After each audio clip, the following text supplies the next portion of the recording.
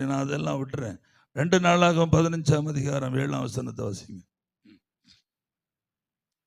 2 நாளாகவும் 15:7.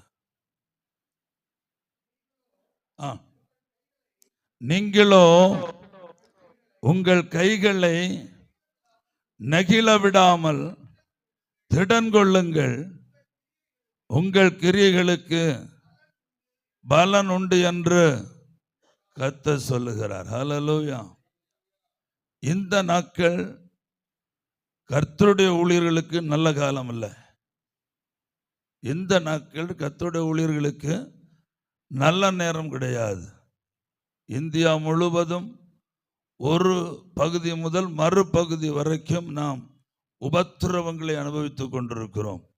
குறிப்பாக தமிழ்நாட்டில் மிக அதிக கிறிஸ்தவர்கள் வாழுகிற கன்னியாகுமரி மாவட்டம், திருநெல்வேலி மாவட்டம், சென்னை மாவட்டம், தூத்துக்குடி மாவட்டம் போன்ற இந்த மாவட்டங்களில் கூட நம்மால் என்ன செய்ய முடியவில்லை, சுதந்திரமாக கர்த்தருடைய ஊழியத்தை செய்ய முடிவதில்லை.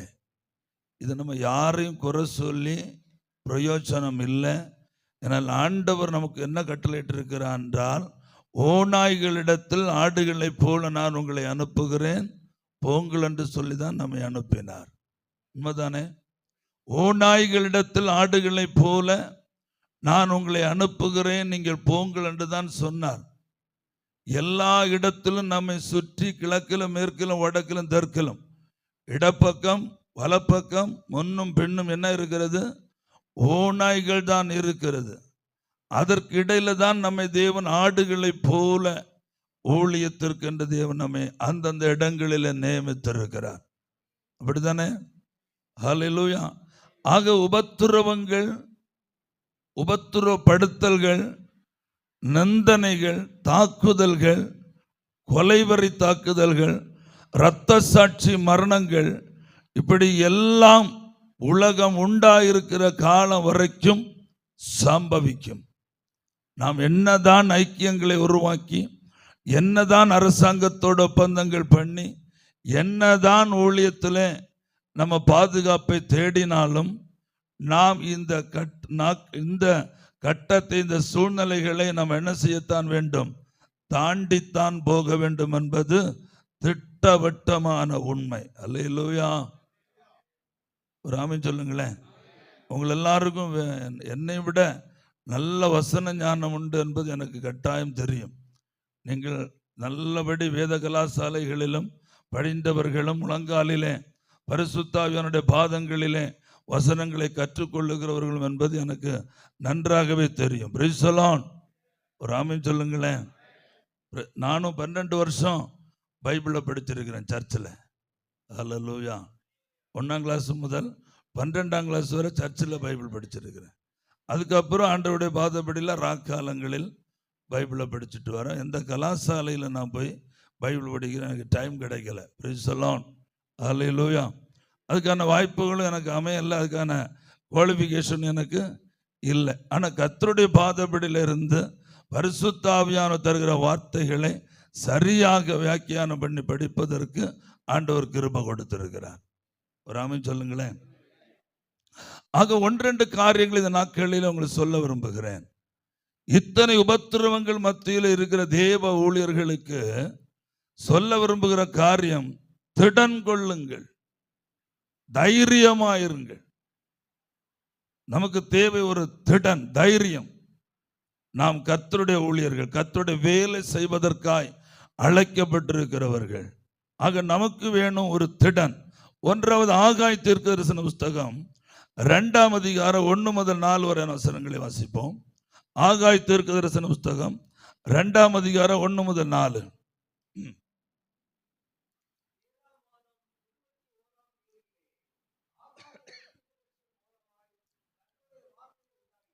ஆகாய் என்னும் தீர்க்கதரிசியின் மூலமாய் கர்த்தருடைய வார்த்தை உண்டாயிற்று. செயல்தியேலின் குமாரனாய் இருக்கிற செருபாபேலை நோக்கி,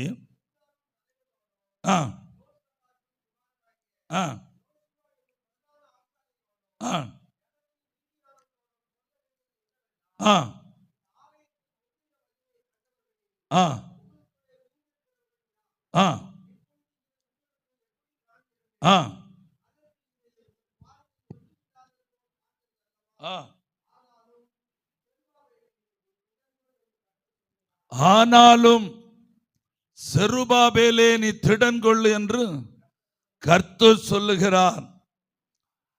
முந்தின ஆலயத்தின் மகிமையை கண்டிருந்தும் அந்த மகிமைக்கு எவ்வளவேனும் பக்கத்தில் கூட வராத ஒரு மகிமையான, முந்தின ஆலயத்தின் மகிமைங்கிறதே வேறே, ஆனா இப்பொழுது உடைக்கப்பட்டிருக்கிற, சிதைக்கப்பட்டிருக்கிற, புதிதாய் கட்டப்போகிற ஆலயத்துடைய மகிமை என்பது வேறு. ஆனாலும் செருபாபேலே நீ செய்ய போற காரியத்தை குறித்து என்ன செய்யாதே, பயப்படாதே, நீ திடன்கொள். ஒரு ஆமென் சொல்லுங்களேன். ஹல்லேலூயா. அதுல என்ன சொல்றேன்னா, நான் உன் கூட இருக்கிறேன். நீ செய்ய போற காரியத்தை குறித்து என்ன செய்யாதீங்க, பயப்படாதீங்க, திடன் கொள்ளுங்க, நான் உங்களோடு கூட இருக்கிறேன். ஹல்லேலூயா. கர்த்தருடைய ஆலயம் கட்டுவதற்கு கர்த்தருடைய ஊழியக்காரர்கள் பெரிதோ சிறிதோ எதுவானாலும் சரி செய்ய வேண்டிய பலத்தோட அதை செய்ய வேண்டும் என்று ஆண்டவர் விரும்புகிறார். வேதம் இப்படி சொல்லுகிறது, கழுதைகளையும் எருதுகளையும் அழைத்து கொண்டு போய் நீர்வளம் பொருந்தின இடம் எல்லா இடத்திலும் விதை விதைக்கிறவன் பாக்கியவான் என்று வேதம் சொல்லுகிறது. கழுதைகளையும் எருதுகளையும் அழைத்து கொண்டு போய் நீர்வளம் பொருந்தின எல்லா இடத்திலும், அப்படின்னு வாய்ப்புள்ள எந்த இடத்திலும் கர்த்தருடைய ஆலயம் கட்டுவதற்கு தேவனால் நாம் தெரிந்து கொள்ளப்பட்டிருக்கிற ஆசாரியர்கள் என்பதை மறக்க கூடாது. அது சிறிதானாலும் சரி பெரிதானாலும் சரி, 50 பேர் அமரக்கூடிய கர்த்தருடைய ஆலயமாக இருந்தாலும் அதிலே அதற்குரிய மகிமையை தேவன் கொடுக்கிறவர். 1000 பேர் அமரக்கூடிய ஆலயமாக இருந்தாலும் அதற்குரிய மகிமையை தேவன் கொடுக்கிறவர். ஆக தேவனுடைய ஆலயம் கட்ட வேண்டும் என்று தேவனுடைய ஊழியர்கள் தரிசனம் பெறும்போது எந்த விதத்திலும் பின்தங்கி தயங்கி நிற்க கூடாது, பயப்படக்கூடாது, தைரியமாகவே கர்த்தருடைய வேலையை ஆரம்பிக்கணும். எத்தனை பேர் ஆமென் சொல்றீங்க? ஹல்லேலூயா. நான் ஊழியர்களுக்கு பேசுவது நிறைய செய்தி வச்சிருக்கிறேன். சில இடங்கள்ல ஒரு 3-4 ஆண்டுகளுக்கு முன்ன சேரன் மகாதேவி இல்லை ஒரு பெரிய ஊழியர் கூட்டம் நடந்துச்சு. அதுல ஒரு கர்த்தர் எந்த வார்த்தையை, எந்த இடத்துக்கு எந்த வார்த்தையை பேசணுங்கிற அவர் எனக்கு கொடுப்பார். கன்னியாகுமரி மாவட்டத்தில் பல ஊழியர் ஐக்கியங்களில் நான் கன்வென்ஷன், இந்த ஊழியர் கூட்டங்களில் பேசுவேன். ஒவ்வொரு சூழ்நிலைக்கும் ஒவ்வொரு விதமான வார்த்தைகளை தருவார். ஆனா இந்த இடத்துல இந்த உங்களோடு பேசுவதற்கு தேவன் கொடுத்த தீர்க்க தரிசனமான வார்த்தை இந்த வார்த்தை தான், திடன் கொள்ளுங்கள், திடன் கொள்ளுங்கள். ஹல்லேலூயா. அப்ப கர்த்தருடைய ஆலயத்தை கட்டுவதற்கு, அதான் செருபாபேலும் யோசுவாங்கிற ஆசாரியனும் கூட நிற்கும்போது, அந்த யோசுவா வேற யோசுவா. ஹல்லேலூயா. அப்ப அவர் இங்க எப்படி இப்ப வந்தாருன்னு கேள்வியெல்லாம் கேட்டுறாதீங்க. ஆமென். ஹல்லேலூயா. அது வேற யோசுவா, இது வேற யோசுவா. Price the Lord. அதான் நான் ஒரு ஊழியர் கூட்டத்தில் பேசி முடிச்சு உட்கார்ந்த உடனே எங்கிருந்தோ ஒரு 3 அடி உயரமுள்ள ஒரு தேவ ஊழியக்காரன் ஓடி வந்தார். ஓடி வந்து, பாஸ்டர், இந்த தேவாலயத்தில் இருந்து கர்த்தர் இந்த கொள்ளுகிறவனையும் விற்கிறவனையும் வாங்குறவனையும் எல்லாம் துரத்தினார் இல்லையா, அதுக்கப்புறம் அந்த நீங்க சொன்னீங்களா அந்த அந்த இவங்க வெளியேறினோட அந்த முடவனும் ஜப்பானியும் கூடணும் எல்லாம் உள்ள வந்தான்னு, அது எந்த வேத பகுதியில் இருக்கு பாஸ் அப்படின்னு கேட்டார். அவர் தெரியாததில்ல, வேணும்னே அந்த பகுதி உண்மையில் அவருக்கு அப்படி ஒரு சம்பவம் இருக்கு, அவருக்கு தெரியாது. அப்படி ஒரு சம்பவம் இருக்கிறது அவருக்கு தெரியாது. அது நம்மகிட்டயே கேட்டு நம்ம ஒரு மாதிரி இன்சல்ட் பண்ணணுங்கிற முறையில் வந்து கேட்டது அவர். Praise the Lord. அப்படின்னா பாஸ்ட் தான். அப்போ இவங்க வெளியே போன உடனே சில பேர் உள்ள வந்துடுறாங்க இல்லையா, கர்த்தர் தேவாலயத்துக்குள்ள போய் சாட்டை எடுத்து விற்கிறவனையும் கொள்ளுறவனையும் புறா விற்கிறவனையும் காசுக்காரனெல்லாம் அடிச்சு துரத்துனாங்க இல்லையா. அப்போ அடுத்த வேத பகுதியில் சொல்லுது, அது அவங்க வெளியேறின உடனே உள்ள வந்தது யாரு, முடவனும் ஜப்பானியும் கூட குருடனும் எல்லாம் எங்க வந்தாங்க, உள்ள வந்தாங்க. அவங்க உள்ள வர்றதுக்கு தடையா இருந்தது யாரு, அது ஒரு பெரிய செய்தி. இந்த விற்கிறவனும் கொள்ளுகிறவனும் உள்ள இருக்கிற காலம் வரைக்கும் இந்த நடக்க தெரியாதவனும் வாழ்க்கையோடு போராடி கொண்டிருக்கிற மனுஷன் அவன் உள்ள வர முடியாது. அதனால தான் ஆண்டவர் இவனெல்லாம் அடிச்சு துரத்தினாரு. அதை இவன் அப்படி வந்து கேட்கிறான். அப்படி ஏதாவது கிரிட்டிக்கல் கேள்வி உண்டுன்னா லாஸ்ட்ல வரைக்கும் நீங்க பொறுத்து இருக்கண்டா, உடனே கை வைத்துனா போதும், நான் ஆன்சர் தந்துடுவேன். Praise the Lord. ஏன்னா நீங்க பாஸ்டர்ஸா இருக்கிறதுனால சந்தேகங்கள் வரும் இல்லையா? என்னடா ஜோஷுவா இப்போ இங்க போடுறாரு அப்படின்னு 2 நாளாகத்துல போடுறாருன்னு நினைச்சிடக்கூடாது. Price the Lord. அது வேற ஜோஷுவா, இது வேற ஜோஷுவா. ஆமென். அனுபவம் நிறைய, அதனால ஒரு சாட்சியை கூட சொல்லிட்டு அப்படி போறது ஒன்றும் தப்பு இல்லையே. ஆமென். லேட்டாக தானே வந்தீங்க எல்லாரும், ஆனால் லேட்டாக தான் முடியும். சரி, எனக்கு லேட்டாக போனால் போதும், 1:30க்கெல்லாம் முடிக்க முடியாது, அதுக்கெல்லாம் முடிச்சோம்னா கஷ்டம். Price the Lord. ஒரு அல்லேலூயா சொல்லுங்களேன். நம்ம இதைத்தானே ஐயா சொல்லுவோம், நம்ம வேற என்ன சொல்லுவோம்?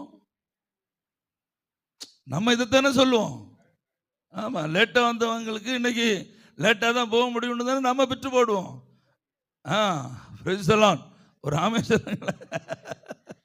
அல்லேலூயா. கிருபாசனம் சபை பெரிய சர்ச்சு. முதல் நாள் செய்தி அப்போ நான் சொன்னேன், 84ஆம் சங்கீதத்தில் கோராகன் புத்திரர்கள் வெளியே வாதப்படியில் உட்கார்ந்துருக்கிறாங்க. கோராகன் புத்திரர்களுக்கு உள்ள ஏறதுக்கு அனுமதி இப்போ இல்லை. கோராகு ஆசாரியர்களுக்கு எதிராக எழும்பினதோட அந்த பதவியிலிருந்து அவனை நீக்கிட்டாங்க. கோராகும் குடும்பம் இறந்தப்போ அந்த பிள்ளைகள் ஆண்டவர் என்ன செய்யலை, கொல்லலை. இப்போ தலைமுறையெல்லாம் தாண்டி வந்தாச்சு, இவங்களுக்கு எப்படியாவது உள்ளே போகணுன்னு ஆசை. அப்போது அந்த படியில் உட்காந்து ஆலயத்தையே உற்று பார்த்துட்டு இருக்கிறாங்க. காங்கிரீட் ஃப்ளோரில் எல்லாம் கேதுரு மர உத்திரங்களும் எல்லாம் மர உத்திரங்கள்லாம் பாவன சர்ச்சு. அப்போது அங்கங்கே இந்த கோணரில் இந்த அடைக்கலாங்குருவியெல்லாம் குஞ்சு வச்சு, தகைவிலாங்குருவியெல்லாம் கூடு கட்டி குஞ்சுகளுக்கு என்ன செய்யுது, சாப்பாடு கொடுக்குது. இதெல்லாம் வாதப்படியில் உட்காந்து உள்ள பார்க்குறாங்க. ஆண்டவரே, அப்போ தான் யோசிக்கிறாங்க, ஆண்டவரே அவங்களுக்கெல்லாம் அந்த இடத்துல வர்றதுக்கு வாய்ப்பு கிடைச்சு இல்லையா, எங்களுக்கு எப்போ ஆண்டவரே இந்த வாய்ப்பை கொடுக்குறீங்க? உங்களுக்கு புரியுதா? எப்போ ஆண்டவரே? அதான் அந்த 84ஆம் சங்கீதம், கோராகன் புத்திரர்கள் சங்கீதம். உட்காந்து அப்படியே யோசிச்சு புலம்பிட்டு இருக்கிறாங்க. அப்போ நான் இதுதான் ஆரம்பித்தேன் அந்த சர்ச்சில். கோராகன் புத்திரர்கள்னு ஆரம்பித்த உடனே அங்கே இருந்த நல்ல வயதான பாஸ்டர், ரொம்ப வயசான பாஸ்டர், அது வேற கோராகு. புரிஞ்சுதா உங்களுக்கு? நீங்க சொல்ற கோராகு இல்லை, இது வேற கோராகு அப்படின்னு ஒரு போர்டை போட்டார். எங்க ஊர் லாங்குவேஜில் இப்படிதான் பேசுவாங்க, அது வேற கோராகு. உங்களுக்கு புரியாதுல்ல? அதுதான் எங்க ஊர்ல தான் புரியும் அது. பேசலாம். அப்ப நான் ஒரு நிமிஷம் ஸ்டக் ஆயிட்டேன். பிரசங்கமே போச்சுல்ல. அவர் மைக்கில் தான் சொல்றாரு, அவருடைய ஜனங்கள் ஒரு 10, 300, 400 பேர் இருக்கிறாங்க, பெரிய சர்ச்சு. அப்போ இது என்னடா இப்போ எந்த கோராக பற்றி நான் பேசணும்? நம்ம சப்ஜெக்டே முடிஞ்சு போச்சுல்ல. சரி, எனக்குள்ள இருக்கிற ஆவியானவர் என்னை திடப்படுத்தி ஏதோ ஒரு கோராகன்னு ஆரம்பிச்சேன். அது அந்த கோராக இருக்கலாம், இல்லாட்டா இந்த கோரா இருக்கலாம், ஏதோ ஒரு கோராகுன்னு சொல்லி நான் மேற்ற பிரசங்கத்தை பண்ணி முடித்தேன். அப்போ எனக்கு என்னடாச்சு, நான் எப்படி தப்பு பண்ண முடியும்? ஆண்டவர் தந்த வார்த்தை தப்பாதுன்னு சொல்லி எனக்கு இது பைபிளில் அந்த ஒரு ப்ரொஃபஸர் உண்டு, PhD படித்த ஒரு ப்ரொஃபஸர், சர்ச்சில் வர ஒரு அம்மாவுடைய மகன். அவருக்கு நான் ஃபோன் போட்டேன், பாஸ் இந்த கிறிஸ்டியை ஒன்று எனக்கு எடுத்து கொடுக்கணும் அப்படின்னு. நான் இப்படி தான் சம்பவத்தை மேட்ரை சொன்னேன், இப்படி ஆரம்பித்தேன். அப்போ இப்படி ஒரு சம்பவம் எனக்கு வந்துச்சு. எந்த கோராகுங்கிறது, இது எந்த வேற எது கோராகு அப்படின்லாம் எனக்கு ஹிஸ்ட்ரி எடுத்து கொடுக்கணும்னு சொன்ன உடனே அவர் கொஞ்சம் டைம் தாங்க பாஸ்டர், நான் கூப்பிட்றேன்னார். சாயந்தரத்துக்குள்ளே எனக்கு கூப்பிட்டார். நான் அந்த கான்செப்டையும் சொன்னேன், இங்கே சொன்னது போல் அதையும் சொன்னேன். இப்படி தான் என்னுடைய வெளிப்பாடு தான் பாஸ்டர்.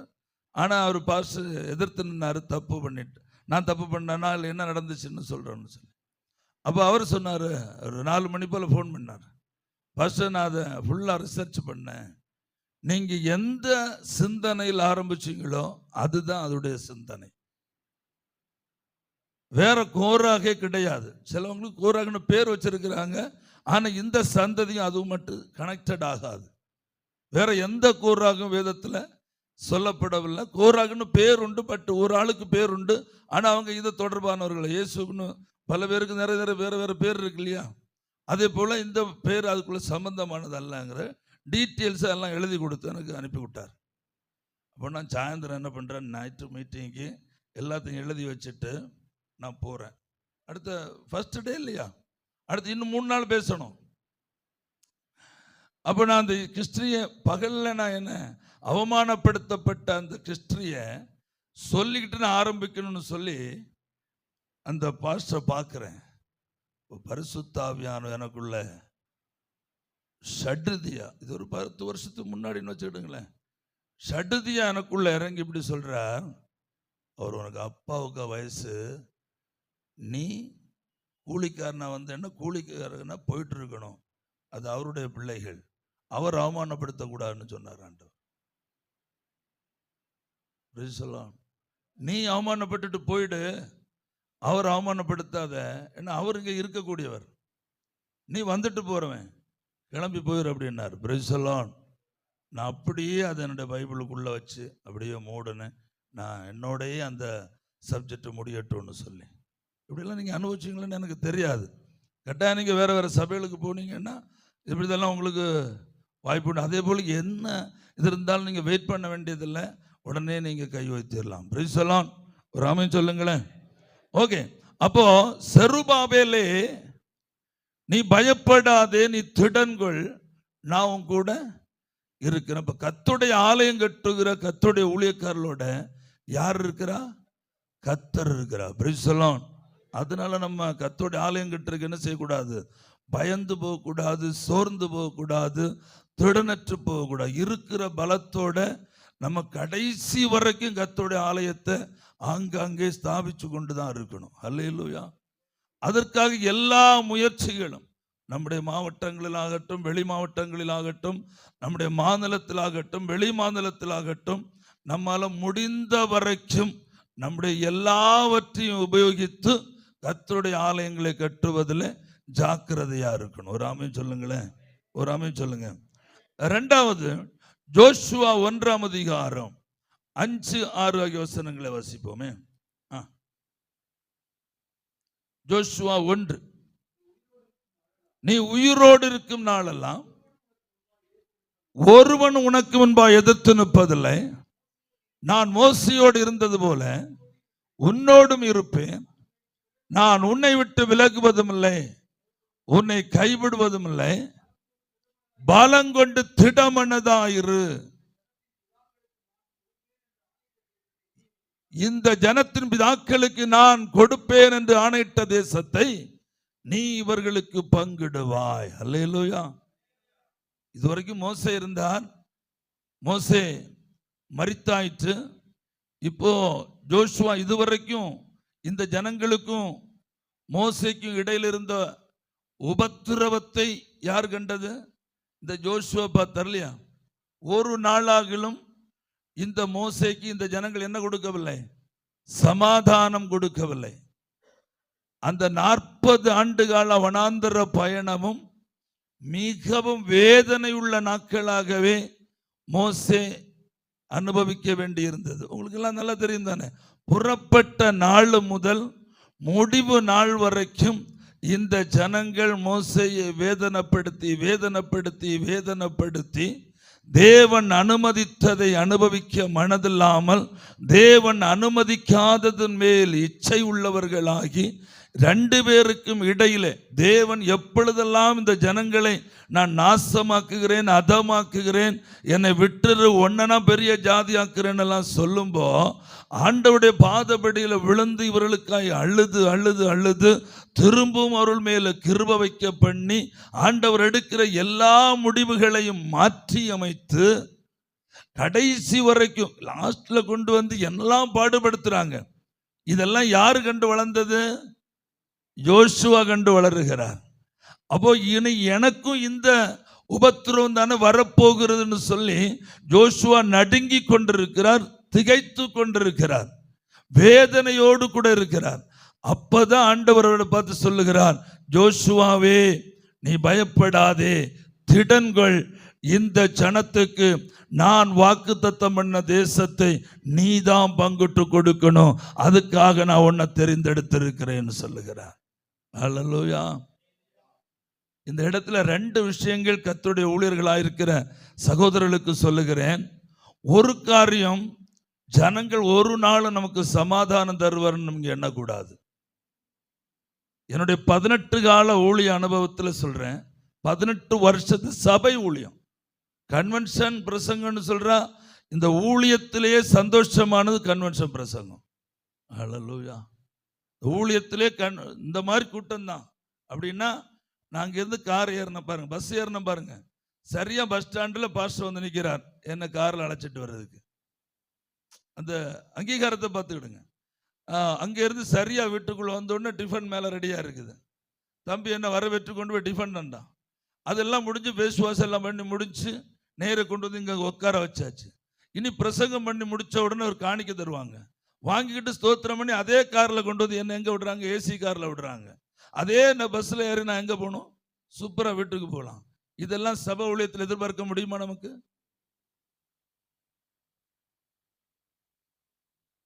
தம்பி நடக்குமா? ஹல்லேலூயா. நான் இந்த 18 வருஷம் அனுபவிச்ச வேதனை கணக்கில் இல்லாத வேதனை. இந்த 18 வருஷம், ஆனா அதுக்கு கூட மகிழ்ச்சியும் இருக்கிறது, சந்தோஷம் இருக்கிறது, தேவ கிருபையும் இருக்கிறது. என்னதான் நமக்கு சம்பவித்தாலும் விட்டு விலக முடியாத பந்தமும் இருக்கிறது சபையோட. உண்மை இல்லையா? உண்மை இல்லையா? என்னதான் என்னதான் வேதனை, என்னதான் அடிச்சு உதைச்சாலும் சபையை விட்டுற மேல பிரிய முடியுதா? முடியாது. அப்படி ஒரு பந்தம் நமக்கு சபையோட ஒரு பிணைப்பு கிடைக்கிறது இல்லையா? ஹல்லேலூயா. இது நம்ம எல்லாருடைய வாழ்க்கையிலும் அனுபவிச்சு தான் ஆகணும். ஹல்லேலூயா. அது சபை ஊழியங்கிறது ஒரு நாளும் சொகுசான ஊழியமே கிடையாது. நிந்த எல்லா நாளும் வரும். அப்படின்னா ஒரு பக்கத்துல காணிக்க வரும், இன்னொரு பக்கத்துல அதே காணிக்க தந்த அதே இன்னொரு கை நமக்கு எதிராக நிற்கும். இதெல்லாம் நான் அனுபவிச்சிருக்கிறேன். ஹல்லேலூயா. அதனால இந்த சூழ்நிலையில, இப்படிப்பட்ட சூழ்நிலையில நான் பயந்த ஒரு காரியத்தை சொல்றேன்.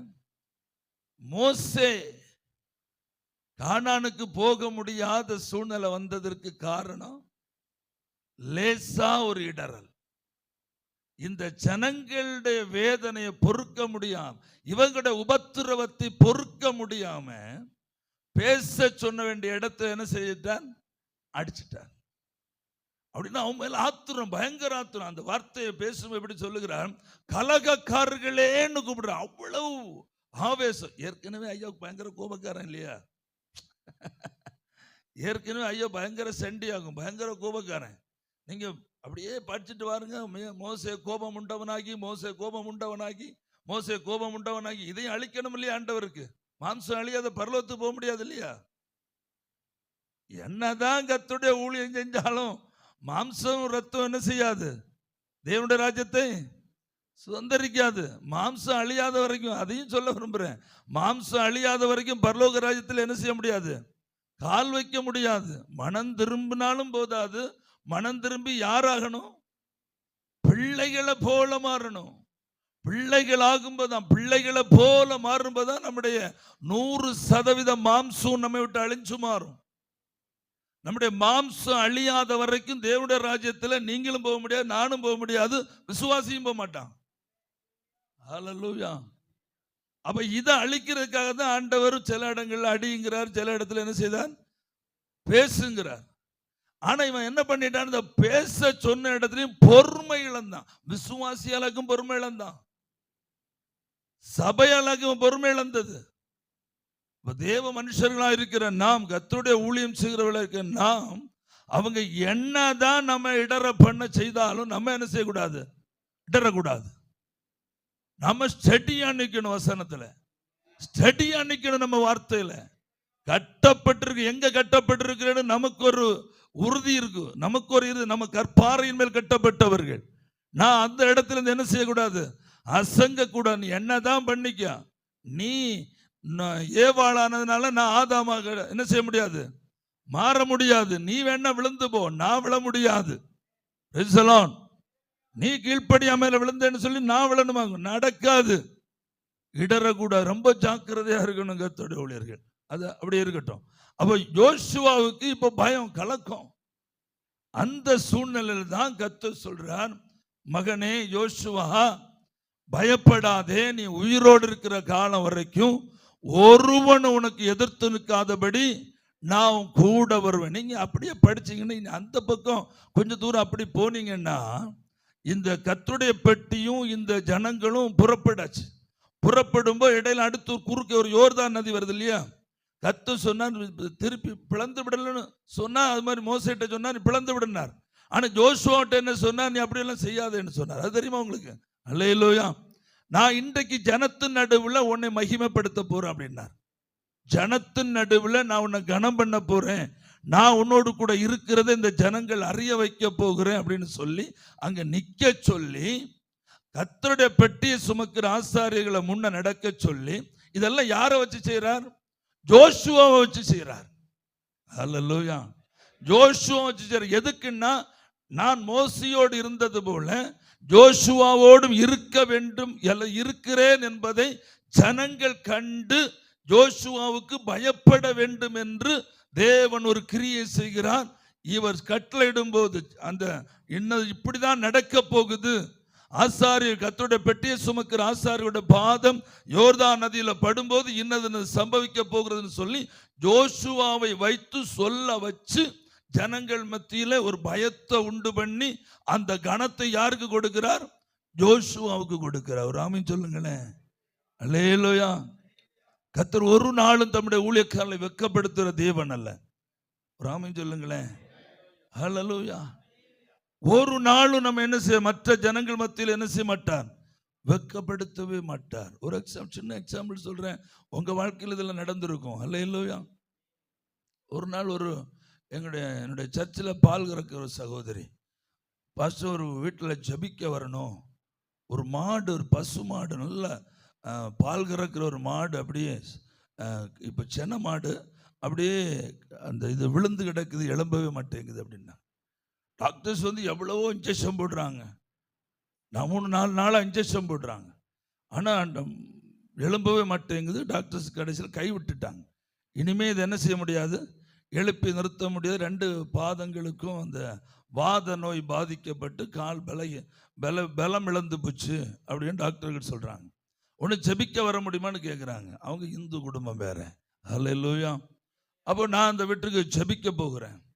ஜெபிக்க போகும்போது மாடு விழுந்து கிடக்கு. ஏற்கனவே பல வருஷங்களுக்கு முன்பே பல மாடுகள் இதே போல விழுந்து அந்த இடத்திலேயே பல நீண்ட நாட்கள் கிடந்து புண்ணாகி அது அழுகி புழுத்து போய் கடைசியில் செத்து புதைச்ச அனுபவம்லாம் எங்களுக்கு உண்டு.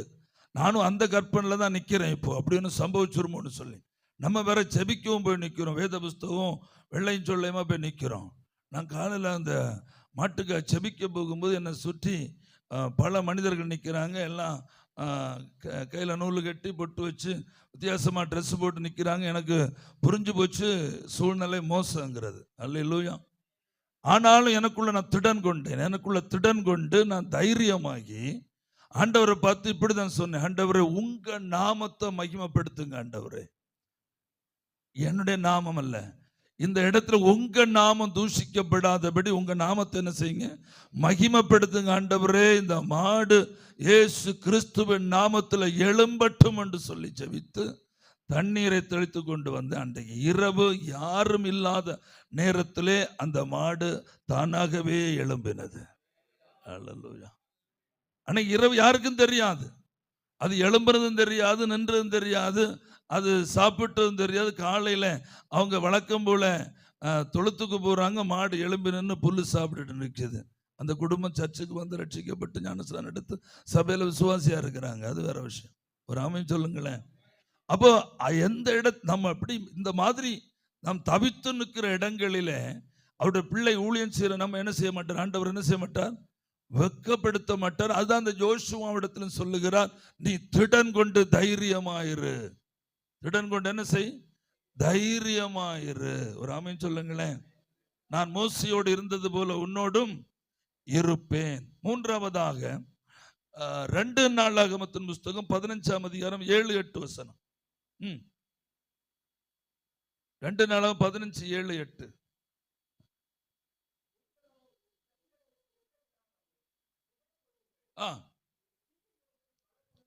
ஹல்லேலூயா. உங்கள் கிரியைகளுக்கு பலன் உண்டுன்னு சொன்ன ஆசாவை பார்த்து கர்த்தர் சொல்றார். ஹல்லேலூயா. ஆசாவே நீ திடன்கொள் திடன்கொள் என்று சொல்லுகிற இஸ்ரவேலின் அருவருப்புகளை அகற்றிவிட நீ என்ன செய்? திடன்கொள். இஸ்ரவேலின் அருவருப்புகளை. ஆசா ராஜாவாகும் போது இஸ்ரவேலில் இருந்த ஒரற்ற முதல் மரற்ற வரைக்கும் இருந்த விக்கிரக தோப்புகள் எல்லாம் அழிச்சு அதில் அருவருப்புகளை, பாகாலின் அருவருப்புகள் எல்லாம் அழித்து கொண்டே வந்தார். அப்போதான் ஆசாவை பார்த்து கர்த்தர் சொல்றார், ஆசாவே நீ என்ன செய்? பயப்படாதே, திடமாயிரு. இஸ்ரவேல் அருவருப்புகளை அகற்றி விடுவதற்கு திடமாயிரு. சபையில் உள்ள அருவருப்புகளை மாற்றுவதில் கர்த்தருடைய ஊழியர்களாக இருக்கிற நாம் திடமனதான் இருக்கணும். ஹல்லேலூயா. ஏராளமான அருவருப்புகள் சபையில் உண்டு. பலவிதமான அருவருப்புகள். 50 பேர் இருந்தால் 50 பேருக்குரிய அருவருப்புகளும் அங்கே உண்டு. 100 பேர் இருந்தால் அதற்குரியவர்களும் அங்கே உண்டு. 1000 பேர் இருந்தால் அதற்குரியவர்களும் உண்டு. கர்த்தருடைய ஊழியர்களாக இருக்கிற நாம் முகதாட்சணியமற்றவர்களாகி இரக்கம் பாராட்டாதவர்களாக, இந்த தேவ வசனத்தில் இரக்கம் பாராட்டக்கூடாது. பலிபீடத்தில் நீங்க இரக்கம் பாராட்டுகளை நிற்கவே கூடாது. என்னுடைய விருப்பம் அது. ஆண்டவர் அதுதான் விரும்புகிறான்னு நினைக்கிறேன். பலிபீடத்தில் நீங்க வெளியே வந்து அந்த கொடூர முகத்தையும் காட்டக்கூடாது. பாசம் உள்ளவர்களா இருக்கணும். மந்தையின் மேல ரொம்ப பாசம் உள்ளவர்களா இருக்கணும். ஆனா பலிபீடத்தில் நீங்க எந்த தயவு தாட்சணம் என்ன செய்யக்கூடாது? கொடுக்கவே கூடாது. அருவருப்புகளை கண்டுபிடித்தீர்களே, ஆனால் அந்த அருவருப்புகளை அகற்றுவதில் மிகுந்த எச்சரிக்கையா இருக்கணும் கர்த்தருடைய பிள்ளைகள். ஏனென்றால் நமக்கு தந்திருக்கிற 50, 100, 1000, 10,000 விசுவாசிகள் ஆடுகளை நித்திய ஜீவனுக்கு நேராய் நடத்தி செல்ல வேண்டியது நம்முடைய பொறுப்பு. தேவன் தந்திருக்கிற ஆத்துமாக்களை பரிசுத்தப்படுத்துவது நம்முடைய பொறுப்பு. பரிசுத்த குலைச்சல் ஆடுகளுக்கு இடையில இருக்கும்போது, அருவருப்பான காரியங்கள் சபையில காணும் போது மௌனமா இருக்கக்கூடாது. ஊழியர்கள் ஒரு நாளும் மௌனமா இருக்கக்கூடாது. கடிந்து கொண்டு கண்டனம் பண்ணி என்ன செய்யணுமா? உபதேசிக்கணுமா? பிரச்சனை வரும், உபத்திரம் வரும், வெளியேறுவாங்க. சில குடும்பங்கள் விரல் சூண்டி கொண்டு வெளியேறுவாங்க. குத்தி பிரசங்கம் பண்ணாங்கன்னு சொல்லுவாங்க. அதை பற்றி ஒன்றும் கவலைப்படக்கூடாது. குத்து பிரசங்கன்னு பைபிள் ஒரு பிரசங்கம் கிடையாது. அப்படி உண்டா? பாஷ? ஆனா குத்துகிற பிரசங்கம் தான் எல்லாமே. வசனத்தை பேசும்போது குத்தப்பட்டவர்களாகி தானே மனம் திரும்பினாங்க. குத்துகிற பிரசங்கம் தான். ஆனா குத்து பிரசங்கன்னு ஒரு பிரசங்கம் பைபிள்ல கிடையவே கிடையாது. நம்ம யாராவது மனப்பூர்வமைத்து ஒரு ஆத்துமாவை தாக்கி அவருடைய பிரச்சனையை சபையில வெளியே கொண்டு வந்து அதை என்ன செய்ய மாட்டோம்? பப்ளிக்கில் அவங்க மற்றவர்களுக்கு தெரிய அவங்களை அவமானப்படுத்த நிற்க மாட்டோம். ஆனால் அந்த அருவருப்புகளை பார்க்கும்போது நம்ம மௌனமா இருக்கக்கூடாது. அதற்குரிய வசனங்களை வேதத்தில் தெரிந்து கொண்டு பரிசுத்தாவியனுடைய துணையோடு அவர்களுக்கு என்ன செய்யணும்? விரல் சூண்டணும். அதுல கர்த்தருடைய ஊழியர்கள் ஜாக்கிரதையா இருக்கும். நம்ம இது செய்யலைன்னா அந்த ஆத்துமா என்றென்றைக்குமா ரட்சிப்பை காணாதபடி அதே அருவருப்போடைய சபையில இருக்கும். துணிகரமாய் இருக்கும். அதுக்கு எக்ஸாம்பிள் உங்களுக்கு சொல்லுறேன். ஏதேன் தோட்டத்திலே பாவத்தில் விழுந்த ஆதாமையும் ஏவாளையும் ஏதேன் தோட்டத்திலே வைத்து ஜீவ விருட்சத்தின் கனியையும் அங்கே வைத்து அந்த ஜீவ விருட்சத்தின் பாதுகாப்பை அவர் அங்கே கொடுக்காமல் வைத்திருந்தாரு. ஆனால் இந்த பக்கம் கரிய பறித்து புசித்து பாவத்தில் விழுந்த அதே ஆத்துமா என்ன செய்யும்? அந்த பக்கம் அந்த கனியை பறித்து புசித்து என்றென்றைக்குமா என்ன செய்யும்? பாவத்திலே நிலைத்திருக்கும். ஆனா கர்த்தர் அதை செய்யாம உடனடியா அந்த தோட்டத்திலிருந்து அந்த ஜனங்களை என்ன செஞ்சாங்க? வெளியே துரத்தினார். இதைத்தான் நம்ம செய்யணும். அந்த பாவத்தோட அந்த ஆத்துமா வாழ்வதற்கு அனுமதிக்க கூடாது. எல்லா காரியத்தையும் ரகசியமா கூப்பிட்டு கண்டித்தால் அது திருந்தணும்னு அர்த்தம் கிடையாது. ஆனா சில காரியங்கள் வசனத்தோட பேசும்போது அந்த ஆத்துமா என்ன செய்யும்? சரியாக திருந்துவதற்கான வாய்ப்புகள் உண்டு. ஆக அருவருப்புகளை சபையிலிருந்து அகற்றி விடுவதிலே தேவ ஊழியர்களா இருக்க நம்ம என்ன செய்யணும்? ஜாக்கிரதையாக இருக்கணும். அல்லேலூயா. சில நேரங்களில் சில பிரசங்கங்களை கேட்கும்போது சிலருக்கு வலி உண்டாகும்.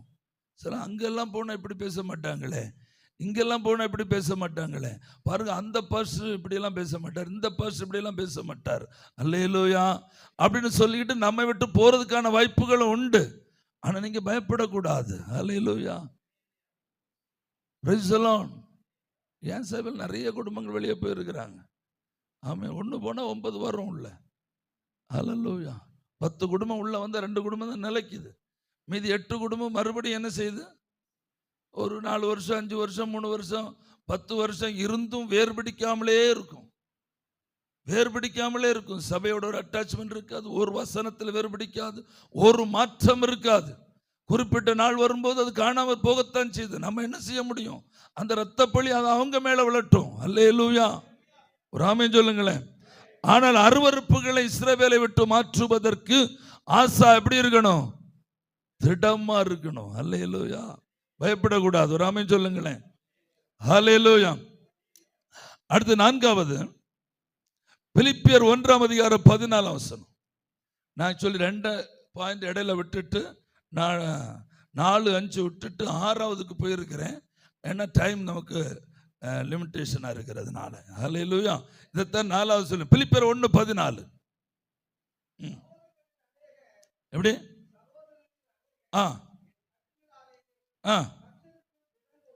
கர்த்தருக்கு என் கட்டுகளாலே சகோதரர்கள் அநேகர் என் கட்டுகளாலே திடன் கொண்டு பயமில்லாமல் திருவசனத்தை சொல்லும்படி அதிகமாய் துணிந்திருக்கிறார்கள். ஒரு ஆமென் சொல்லுங்களேன். கர்த்தருடைய ஊழியர்களாக இருக்கிற நாம், கர்த்தருடைய வேலை செய்கிறவர்களுக்கு நாம் கட்டுகளை கண்டோ, காவல்களை கண்டோ, உபத்திரவங்களை கண்டோ பயப்படக்கூடாது. திருவசனத்தை அறிவிப்பதிலே திடன் மனதா இருக்கணும். அல்லேலூயா. Praise the Lord. இந்த வசனத்தை பாருங்க. என் கட்டுகளாலே மேய்ப்பன் கட்டப்பட்டிருக்கிறாரு. விசுவாசிகள் என்ன செய்யறாங்க? ஊழியர்களா மாறுறாங்க. Praise the Lord. ஒரு ஆள் கட்டப்பட்டிருக்கிறது, பல பேர் அங்க எழும்புறாங்க. எழும்பி சொல்றாங்க பாருங்க, பயமில்லாமல் திருவசனத்தை சொல்லும்படி அதிகமாய் துணிந்திருக்கிறார்கள். ஒரு ஆமென் சொல்லுங்களேன். ஹல்லேலூயா. ஏசாயா 58:1-2 வாசிங்க. ஏசாயா 58:1-2. சத்தமிட்டு கூப்பிடு, அடக்கிக் கொள்ளாதே. எக்காலத்தை போல உன் சத்தத்தை உயர்த்தி என் ஜனத்துக்கு அவர்கள் மீறுதலையும் யாக்கோபின் வம்சத்தாருக்கு அவர்கள் பாவங்களையும் தெரிவி. யார் தெரிவிக்கணும்? நம்ம தானே பிரசங்கிமார்கள், நம்ம தான் தெரிவிக்கணும். என் ஜனத்துக்கு அவர்கள் பாவங்களை தெரிவிக்கணும், யாக்கோபின் வம்சத்தாருக்கு அவர்கள் மீறுதல்களை தெரிவிக்கணும். இதுக்கு தான் தேவன் நம்மை அழைத்திருக்கிறார். இதுக்கு தான் தேவன் நம்மை மந்தை மேய்ப்பர்களாய் வைத்திருக்கிறார். இதுக்கு தான் தேவன் நம்மை மந்தை காப்பாளர்களாய் வைத்திருக்கிறார். நமக்கு இதெல்லாம் பேருண்டு இல்லையா? மந்தை மேய்ப்பர்கள், மந்தை காவல்காரர்கள். Price the Lord. ஹல்லேலூயா. அப்ப பாவத்தை தெரிவிக்கணும், மீறுதல்களை தெரிவிக்கணும். வசனத்தை மூலமாய் பாவத்தை வெளிக்காட்டணும். பாவத்தின் சம்பளம் மரணம்னு பிரசங்கிக்கணும். பாவத்தின் சம்பளம் மரணம். இச்சையானது கர்ப்பம் தரித்து பாவத்தை பிறப்பிக்கும். பாவம் பூரணமாகும் போது மரணத்தை பிறப்பிக்கும். அந்த கர்ப்பத்திலேயே இச்சை உருவாகும் போதே டாக்டர் கண்டுபிடிக்கணும், சபை பாஸ்டர் கண்டுபிடிக்கணும். ஹல்லேலூயா. வழக்கின் ஆரம்பமே கண்டுபிடிக்கணும், பிரச்சனையின் ஆரம்பமே கண்டுபிடிக்கணும். ஹல்லேலூயா. தைரியமா அறிவிக்கணும். எக்காலத்தை போல சத்தத்தை உயர்த்தணும். ஒரு பாஸ்டர் ஆராதனை நடத்தும் போது சொன்னார், முன்னால சொன்னார். முன்னால கடைசி பிரசங்கம் என்னவா இருக்குமா? வருகையை பற்றி பிரசங்கம் பண்ணுவாங்க. இப்ப அப்படி பார்க்க முடியலன்னு சொன்னார். பார்க்க முடிகிறது மாதிரி பாஸ்டர்களா இருக்கிற நம்ம பாஸ்டர்ஸை கூப்பிட்டு நடத்துறோமா?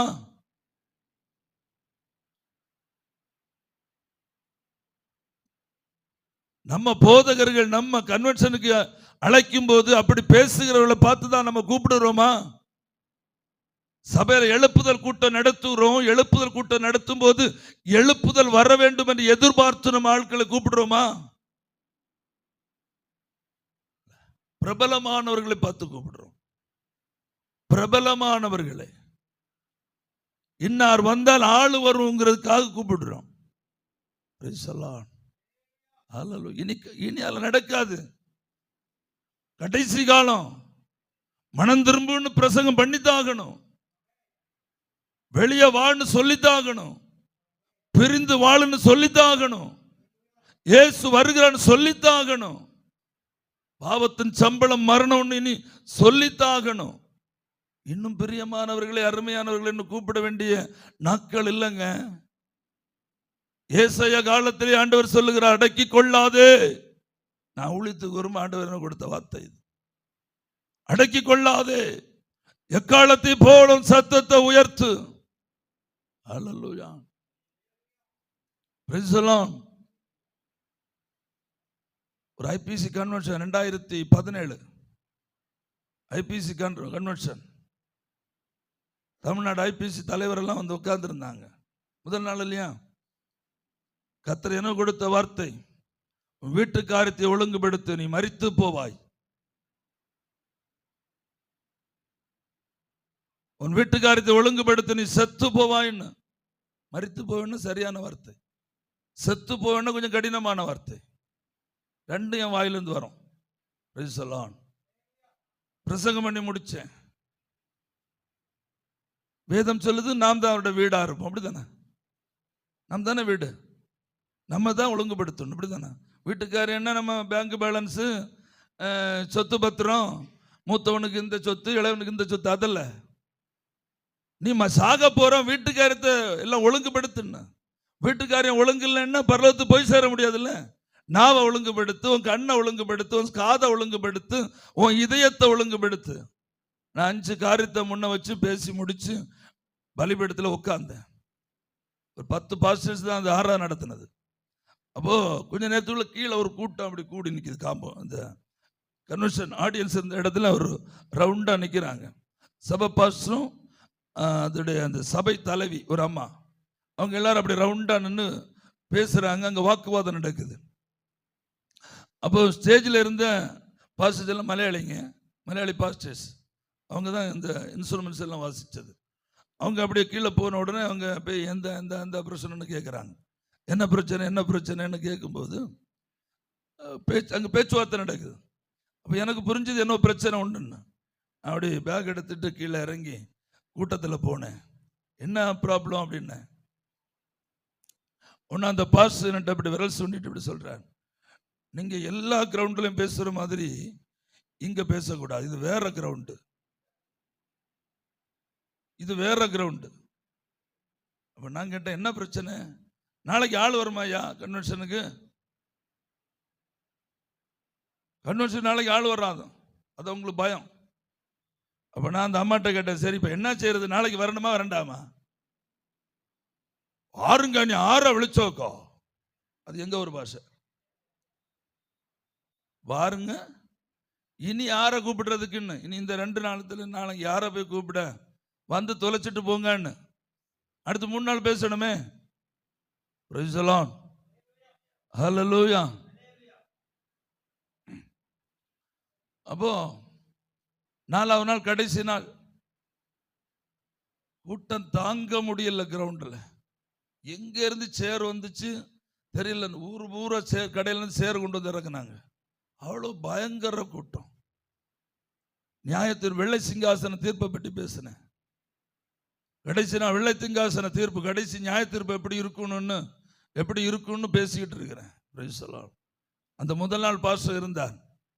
அவருக்கு தலைவர் கொடுக்குறாங்க இல்லையா, ஃபினிஷிங் டேல தலைவர் கொடுக்கும். எப்படி சொல்றார், முதல் நாள் செய்தி முடிஞ்சு போகும்போது என் கூட வந்த பாஸ்டர் என்னை கட்டி பிடிச்சிட்டு சொன்னார், என்னய்யா இந்த ஆள் இப்படி பேசிவிட்டாரு.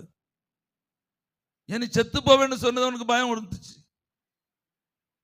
வீட்டுக்காரியத்தை ஒழுங்குபடுத்தி நீ செத்து போவேன்னு சொல்றது அவனுக்கு என்ன கொடுத்துச்சு?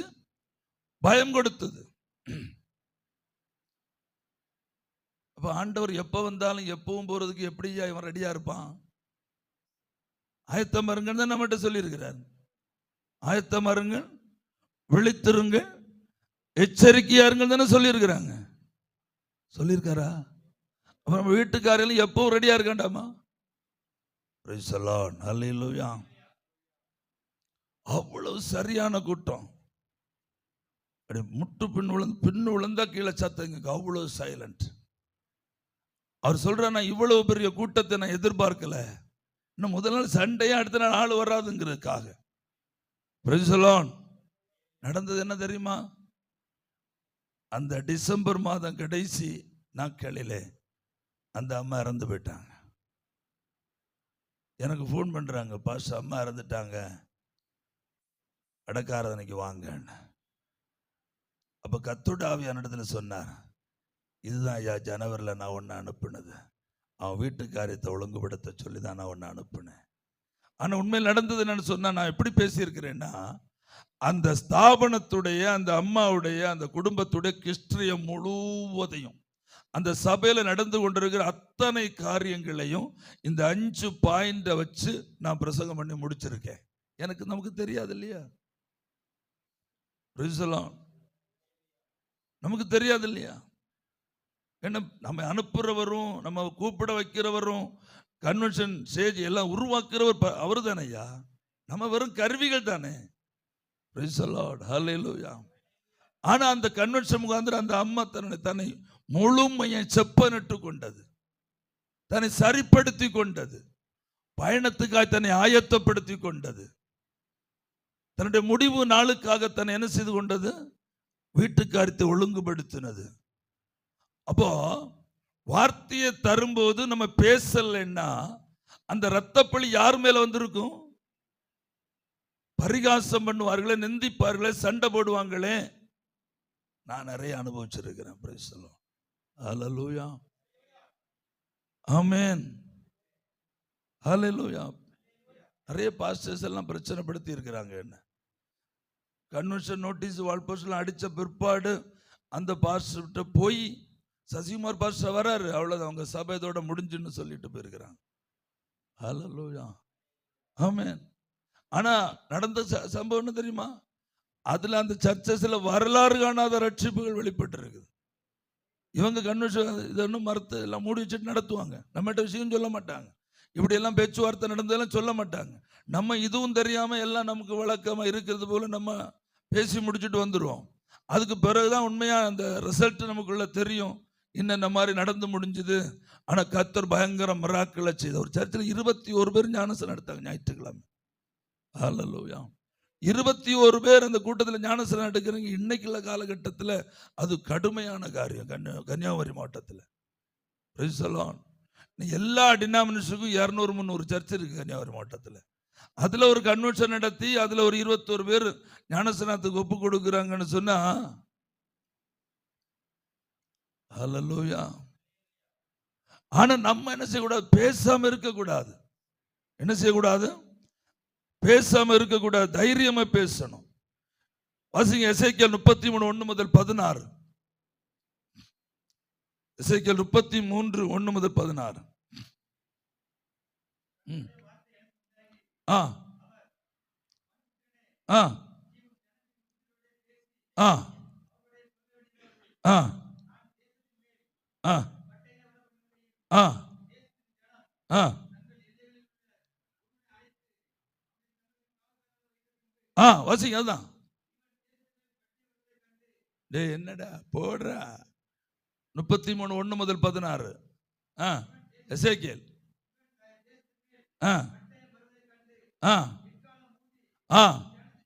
ஜனத்தை எச்சரிக்கும் போது எக்காலத்தின் சத்தத்தை கேட்கிறவன் அதை கேட்டும் எச்சரிக்கையாராமல் பட்டயம் அவனை வந்து வாரிக்கொள்ளுகிறது உண்டானால் அவனுடைய ரத்த பழி அவன் தலையின் மேல் சுமரும். நல்லா கவனிச்சுக்கணும். காவல்காரன் எச்சரித்தும் அவன் ஜாக்கிரதையாய் இராமல் பட்டயம் அவனை வாரிக்கொள்ளுமானால் அவனுடைய ரத்தப்பழி யார் மேல சுமரும்?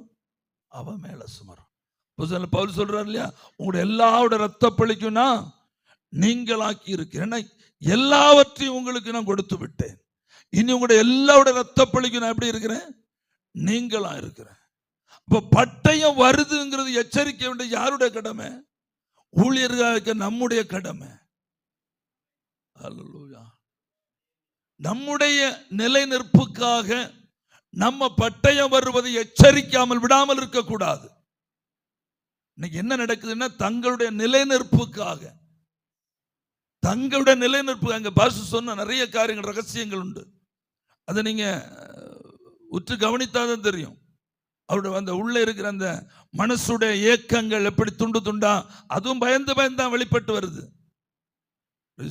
ஹல்லேலூயா. எச்சரிக்க வேண்டியது காவல்காரனுடைய கடமை.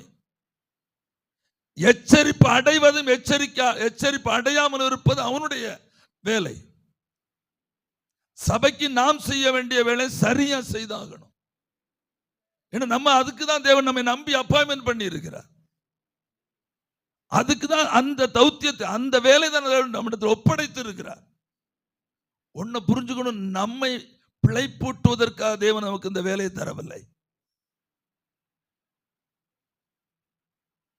நாம் பிழைப்பூட்டப்படும் என்று தான் சொல்லி இருக்கிறார். நம்முடைய செய்கிற வேலையினாலே நாம் பிழைப்பூட்ட படுவோம் என்று தான் சொல்லி இருக்கிறார். நாம் பிழைப்பதற்காக இந்த வேலையை தரவில்லை. ஹல்லேலூயா. ஆனால் பிழைப்பதனால் உண்டாகும் என்று சொல்லி இருக்கிறார். நமக்கு நம்முடைய குடும்பத்துக்கு வேண்டிய பிழைப்பு நம்முடைய ஊழியத்தினால் என்ன செய்யப்படும்? போரடிக்கிற மாட்டையின் வாயை என்ன செய்யக்கூடாதான்? கட்ட நமக்கு இதுல உண்டாகும் என்று தான் வேதம் சொல்லுகிறது. நல்லா கவனிச்சுக்கணும். தேசத்தில் உள்ள எல்லா மாறுபாடுகளையும் சபைக்கு அறிவிக்க வேண்டிய நம்முடைய பொறுப்பு. கள்ள உபதேசங்களை சபைக்கு அறிவிக்க வேண்டிய நம்முடைய பொறுப்பு. கள்ள உபதேசம், இன்னும் துருபதேசம். துருபதேசங்கிறது நல்ல உபதேசத்தையும் துருபதேசத்தை ரெண்டும் பார்க்கும்போது எது சரி எது தப்பு புரியாம இருக்கும். மெடிசன் படிச்ச என்னுடைய மகன் சொன்னா, பாப்பா 3 கேள்வியை கொடுப்பாங்க, 3 பார்த்தா ஒண்ணுமோ மாதிரி இருக்கும், ஆனா 3 ஒண்ணுதான் உண்மையான ஆன்சர். அப்ப அந்த மற்ற 2 எது கழிக்க எது சேர்க்க எது உண்மை எது பொய்ங்கிறது தெரியாது. அந்த இடத்துல ஆண்டவருடைய கிருபை வேணுங்கிறான். அப்போ துருபதேசங்கிறது உபதேசத்துக்கு ரெண்டும் ஒண்ணு மாதிரி இருக்கு. ஒரு உதாரணம் சொல்றேன். தசம பாகம் கொடுக்க கூடாதுன்னு ஒரு உபதேசம் ஃபுல்லா நம்முடைய தமிழ் மொழியிலேயே பரவுதா இல்லையா? நம்முடைய பாஸ்டர் அகஸ்டின் ஜெபக்குமார் ஒரு நாள் ஒரு மீட்டிங்ல பேசி இருக்கிறான். அது என்னுடைய ஒரு பிரதர் சென்னையில இருந்து ஒரு கிளிப்பை எடுத்து எனக்கு அனுப்பி கொடுத்திருந்தார். என்னை பொறுத்த வரைக்கும் தசம பாகம் என்று சொல்வது பழைய ஏற்பாட்டை சேர்ந்தது. ரொம்ப வேதனைப்பட்டனா. அப்ப புதிய ஏற்பாட்டில் இருக்கிற வசனங்கள் இவர்கள் படிப்பதில்லையா? யார் மேல காழ்ப்புணர்ச்சி? எதற்காக இந்த சபை ஊழியர்கள் மேல இத்தனை வெறுப்பு உங்களுக்கு? தேவன் சபைக்கு ஆகாரத்துக்காகத்தானே இதை வச்சிருக்கிறார். என் சபையில் என்னுடைய ஆலயத்தில் ஆகாரம் உண்டாகும்படிக்கு உங்கள் தசம பாகங்களை எல்லாம் எங்கே கொண்டு வாருங்க. சபையில் ஏகப்பட்ட ஆகாரம் தேவை இருக்கிறது. கரண்ட் பில் கட்டாண்டாமா? தண்ணி வரி கட்டாண்டாமா? அங்க இருக்க உடன் ஊழியர்களுக்கெல்லாம் பணம் கொடுக்காண்டாமா? 10 விதவைகளுக்கு ரேஷன் வாங்குறதுக்கு மாசம் பணம் கொடுக்காண்டாமா? எவ்வளவு செலவு இருக்கிறது. இதெல்லாம் வானத்துல இருந்தா வரும். எப்படி அந்நியனா கொடுக்கணும்? விசுவாசியுடைய காணிக்கை எடுத்தானே அதை செய்ய முடியும். சரி, நமக்கு வேற என்ன பிழைப்பு இருக்குது? ஊழியர்களுக்கு வேற என்ன தொழில் செய்யறோம் நம்ம? அப்ப நாமும் நம்முடைய குடும்பம் பிழைக்க வேண்டாமா? கார் வைக்கிற தப்புன்னு யார் சொல்றா? ஒரு ஊழியருக்கு ஒரு கார் வேண்டாமா? ஒரு நல்ல வீடு வேண்டாமா? ஐயா வேண்டாமா? நான் கேட்கிறேன், வேண்டாமா? உங்களுக்கு வீடே வேண்டாமா? வீடு வேண்டாமா உங்களுக்கு? கார் வச்சிருக்கிற பாவமாங்க? என்னைக்கும் நீங்க ஊழியக்காரன் பிச்சை எடுக்கணும்னு பைபிள் சொல்லியிருக்கா? ஆபிரகாம் என் சிநேகிதன், என் ஊழியக்காரன் ஆண்டவர் சொல்றார். ஆபிரகாம் கடைசி வரைக்கும் ஆண்டவர் பிச்சைக்காரனை வச்சேன்னு சொல்லியிருக்கா? Praise the Lord. நான் மறுபடியும் சொல்றேன், ஒரு ஆள் அப்படி வச்சிருந்தால் இருங்க. சிலவர் அப்படி ஆண்டவர் வைப்பார். சில ஆட்களை தேவன் அப்படி வைப்பார். என்னுடைய 2 வாரத்துக்கு முன்னான ஒரு யூடியூப் என்னுடைய சர்ச் பிரசங்கத்தை எடுத்து பாருங்க நீங்க. நான் அதை சரியா பிரசங்கம் பண்ணியிருக்கிறேன். ஒரு ஆளை தேவன் அப்படியே வைத்து அதில் அவருடைய மகிமையை வெளிப்படுத்த வேண்டும் என்று அவர் விரும்பினால் அதை செய்வார். அதுக்கு நல்ல ஒரு எக்ஸாம்பிள் தரேன். மோசேயை அழைக்கும் போது இஸ்ரவேல் ஜனங்களை விடுதலையாக்கி கானானுக்கு அழைத்து கொண்டு போகும்போது மோசே சொல்ற, ஆண்டவரே நீர் அனுப்ப சித்தமா இருக்கிற வேற யாரையாவது அனுப்பும், நான் மந்தனாவும் திக்குவாயும் உள்ளவன். மந்தனாவும் திக்குவாயும் உள்ளவன். அப்போ மந்தனாவும் திக்குவாயும் உள்ளவன் சொல்லும் போது ஆண்டவருக்கு என்ன செஞ்சிருக்கலாம்? இங்க வா மோசே, இங்க வா, வாயை உண்டாக்குறோம் நான் தானே. அது சொல்றாரு ஆண்டவர், வாயை உண்டாக்கு நான் இல்லையா, நாவை உண்டாக்கு நான் இல்லையான்னு சொல்றாரு. சொல்லிட்டு ஒரு நாக்கை நீட்டு நாக்கை பிடிச்சி ஒரு புதுக்கு, அப்படி ஒரு பலூனை புதுக்குற மாதிரி ஒரு புதுக்கி விட்டு இருந்தா என்ன செஞ்சிருக்கும்? சரியா இருக்கும். ஆனா ஆண்டவர் என்ன சொல்ற, நீ வச்சுக்கா, உனக்கு நான் யாரை தாரேன்? ஆரோனை தாரேன், நாவா தாரேன்னு சொல்றார். அப்ப நம்ம அந்த அழைப்புல, அதே அழைப்புல இருந்து கொண்டு தேவனுடைய மகிமையை வெளிப்படுத்த வேண்டியது நம்முடைய அழைப்பு. அதற்காக தேவன் நம்மை தெரிந்து கொள்ளுகிறார். ஒரு ஆளை தரித்திரனை வைத்திருக்கிறான்னா அது ஒரு மேன்மையா தான் எண்ணணுமே ஒழிய எல்லாரும் அதே தரித்திரத்தில் தான் இருக்க வேண்டிய அவசியம் இல்லை. நீங்க வாசிச்சு பாருங்க, 1 சாமுவேல் புஸ்தகத்தில் 2ஆம் அதிகாரத்தில் அன்னாள் என்ன சொல்ல, அன்னாள் அந்த சொல்லும்போது சொல்லு, ஒருவனை தாழ்த்தி ஒருவனை ஐஸ்வர்யம் அடைய செய்கிறார், ஒருவனை தரித்திரம் அடைய செய்கிறார். ஒன்று தெரிஞ்சுக்கணும், கர்த்தர் நம்ம எந்த இடத்துல வச்சிருந்தாலும் நம்ம குறைஞ்சவங்க கிடையாது. நம்ம எல்லாம் கர்த்தருடைய ஆசாரியர்களே. ஹல்லேலூயா. 50,000 பேர் வச்சிருக்கிற டி மோகன் பாஸ்டருக்கும் இங்க இருக்கிற 50 விசுவாசிகளை வச்சிருக்கிற தேவ மனுஷருக்கும் ஒன்றும் வித்தியாசம் கிடையாது. சொல்ல போன நான் சொல்றது என்னன்னா, இந்த கிராமங்களில வேதனையோட 100 ரூபாய் நோட்டு காணிக்க கனவு காணுகிற தேவனுடைய ஊழியர்கள் இருக்கிறாங்க இல்லையா, அவங்க தான் மிகவும் மேன்மையானவர்கள். ஹல்லேலூயா. அவங்களுக்கெல்லாம் செக்கில் காணிக்க போகும், மற்ற இதில் போகும், அந்த ஜிபேல போகும், அக்கௌண்ட்ஸில் போகும் பணம். ஆனால் கிராமங்களில் ஊழியஞ்சிறாங்க இல்லையா, அந்த தேவ மனுஷர்கள் ஒரு 100 ரூபாய் நோட்டு, பச்சை நோட்டு காண்றதுக்கு தவம் இருக்கணும். எண்ணி எல்லாம் ஆராதனை முடிஞ்சு எல்லாம் எண்ணி எல்லாம் வரும்போ ஒரு 120 ரூபா 150 ரூபா இருக்கும். அந்த 150 ரூபாயில 100 ரூபாய் எடுத்து 10 பேருக்கு என்ன கொடுக்க வேண்டி வரும்? பஸ்ஸுக்கு போறதுக்கு பணம் கொடுக்க வேண்டி வரும். அது கிராமங்களில் ஊழியஞ்சிற தேவ மனுஷர்கள். அவர்களை அப்படி வச்சிருக்காருன்னா இவர்களை எப்படி வச்சிருக்கிறார்? இவன் குறைஞ்சு போன ஆளும் கிடையாது, அவங்க மேன்மையானவங்களும் கிடையாது. ஒரு ஆமென் சொல்லுங்களேன். ஹல்லேலூயா. பைபிளை திறந்து படிங்க, இதெல்லாம் எனக்கு நல்லா தெரியும். Praise the Lord. ஹல்லேலூயா. கர்த்தருடைய பிள்ளை எந்த நிலைமை வச்சாலும் பயப்படக்கூடாது. உயர்வோ தாழ்வோ அப்படின்னா திருநெல்வேலியும் 5000-4000 விசுவாசி இருக்க சர்ச்சஸ் இருக்கு. நல்ல விலை வந்த கார்களும் வீடுகளும் வச்சிருக்கிற தேவ ஊழியர்கள் இருக்கிறாங்க. ஆனா 5க்கும் 10க்கும் அல்லல் படுகிற தேவ மனுஷர்கள் இருக்கிறாங்க. ஒரு ஆளை அப்படி ஆண்டவர் நடத்துகிறார், இன்னொரு ஆளை இப்படி நடத்துகிறார். ஹல்லேலூயா. எந்த நிலைமையில இருந்தாலும் தேவனுடைய மனுஷர்கள் பயப்படக்கூடாது, கலங்கக்கூடாது, திடமனதா இருந்து சத்தியத்தை அறிவிக்கிறதுல பயமே காட்டக்கூடாது. ஹல்லேலூயா. Praise the Lord. இதெல்லாம் நான் அனுபவிச்சிருக்கிறேன், அனுபவிக்கிறதுனால சொல்றேன். ஆமென். நான் ஊழியத்துக்கு வரும்போது என்னை ஏற்றுக்குள்ள யாருமே கிடையாது. ஊழியத்துக்கு வர்றேன்னு, ஊழியத்துக்குன்னு ஆண்டவர் கூப்பிடுறாரு. என்ன ஊழியத்துக்கு கூப்பிட்டு வெளியே கொண்டு வந்துட்டா வேலையை விட்டுட்டேன். வேலையை விட்டு அன்னைக்கு 2000 எனக்கு 19,000 சேலரி பேங்க்கில் வரும். State Bank of India bank மால்டீவ்ஸில் இருக்குது, அங்கே வரும். அன்னைக்கு 2000 26 ஆண்டுகளுக்கு முன்பு. ஹல்லேலூயா. அவ்வளோ பண வேலை உள்ள காலத்தில் 90 ஸ்டாஃப் எனக்கு கீழே, மெயின்டெனன்ஸ் ஆஃபீஸர் வேலையில் இருக்கேன். 90 ஸ்டாஃப் எனக்கு கீழே வேலை பார்க்குறாங்க. பெரிய ஒரு ஹோட்டலில் மெயின்டெனன்ஸ் ஆஃபீஸராக இருக்கிறேன். ஹல்லேலூயா. Praise the Lord. அப்போ தான் கர்த்தர் என்னை ஊழியத்துக்கு அழைக்கிறார். ஊழியத்துக்கு வெளியே வந்தேன், யாருமே நம்ப மாட்டாங்கிறாங்க. அதில் எங்கள் சபை பாஸ்டர் வந்து சொல்கிறார், நீ இங்கே ஊழியெல்லாம் செய்ய முடியாது, உனக்கு அதுக்குள்ள புத்தி அறிவெல்லாம் கிடையாது, நீ கிளம்பு மால்டீவ்ஸுக்கு திரும்ப போ அப்படிங்கிற சொந்த பாஸ்டர் சொல்கிறார். ஹல்லேலூயா. சகோதரர்கள், என்னுடைய அம்மா எல்லாருமே சொல்கிறாங்க, நீ உனக்கு இதுக்குள்ள புத்தி எல்லாம் இல்லைப்பா, நீ கிளம்பு, நீ வேலைக்கு போயிரு அப்படிங்கிறாங்க. அவனும் என் காதில் ஏறாது. காதில் ஏற்றிக்கவே மாட்டேன், காதில் ஏற்றிக்கவே மாட்டேன். விரல் சொன்ன ஒரு காலம் வரும், பார்த்துக்கோங்க அப்படின்னு. ஒரு காலம் வரும், அப்படியே நீங்கள் பார்த்துட்டு இருங்க அப்படின்னு. ஹல்லேலூயா. ஒரு விழுந்து கிடந்த ஒரு சபையை எடுத்து ஆரம்பிக்கிறேன். பெண்ணு கேசில் விழுந்த சபை. அந்த ஊழியர் நல்ல பரிசுத்தவான், அது ஏற்கனவே இருந்த ஊழியர். பெண்கள் என்றால் கொஞ்சம் பாசம் அதிகம். ஹல்லேலூயா. அதில் விழுந்து போச்சு. விசுவாசிகள்லாம் போயிட்டாங்க. ஊர் மூரம் நல்ல ஸ்மெல், நல்ல நற்கந்தம் வீசிக்கொண்டிருக்கு. தேசத்திலே நல்ல நற்கந்தம். ஆண்கள்லாம் கட்டளையிட்டாங்க, நீ எந்த சர்ச்சுக்கு வேணாலும் போ, இந்த சர்ச்சில் மட்டும் கால் வச்சிடாது, கொண்டு போடுவேன். எந்த சர்ச்சில்? இந்த சர்ச்சில். ஹல்லேலூயா. அப்படி இருக்கும்போது தான் நான் அதை விலை கொடுத்து வாங்கி அந்த சபை ஆரம்பிக்கிறேன்.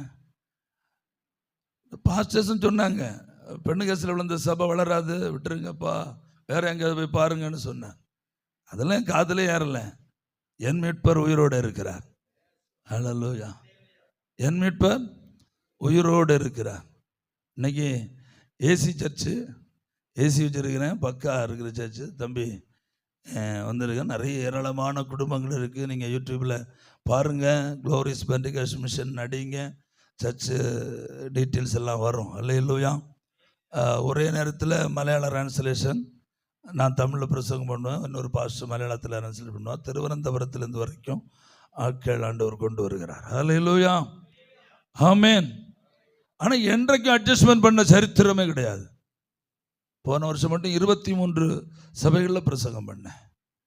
கன்வென்ஷன், கிருபாசனம், ஃபுல் காஸ்பல் சொல்லி பல சபைகள், 23 கன்வென்ஷனும் எழுப்புதல் கூட்டமாக பேசினேன். யாருக்கும் எந்த அட்ஜஸ்ட்மெண்ட் நான் பண்ணதே இல்லை. பட்டயம் வருதுன்னா வருது தான். ஹல்லேலூயா. திருந்தாதான் உன் விஷயம். எனக்கு கொடுக்கப்பட்ட விஷயம் என்ன, சரியாக நான் சொல்லித்தான் ஆகணும். அந்த வசனத்தை தொடர்ந்து போடு, வாசிங்க பாஸ்டர், வாசிங்க, தொடர்ந்து வாசிங்க.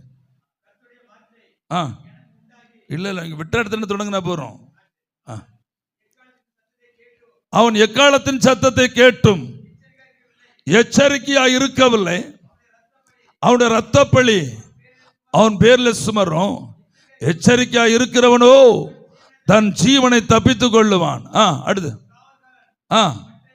காவற்காரன் பட்டயம் வருவதை கண்டும் அவன் எக்காலம் ஊதாமலும் ஜனங்கள் எச்சரிக்கப்படாமலும் பட்டயம் வந்து அவர்கள் யாதொருவனை வாரிக்கொள்ளுகிறது உண்டானால் அவன் தன் அக்கிரமத்திலே வாரிக்கொள்ளப்பட்டால், ஆனால் அவன் இரத்தப்பழி காவற்காரன் கையிலே கேட்பேன். ஏன் சொல்லல?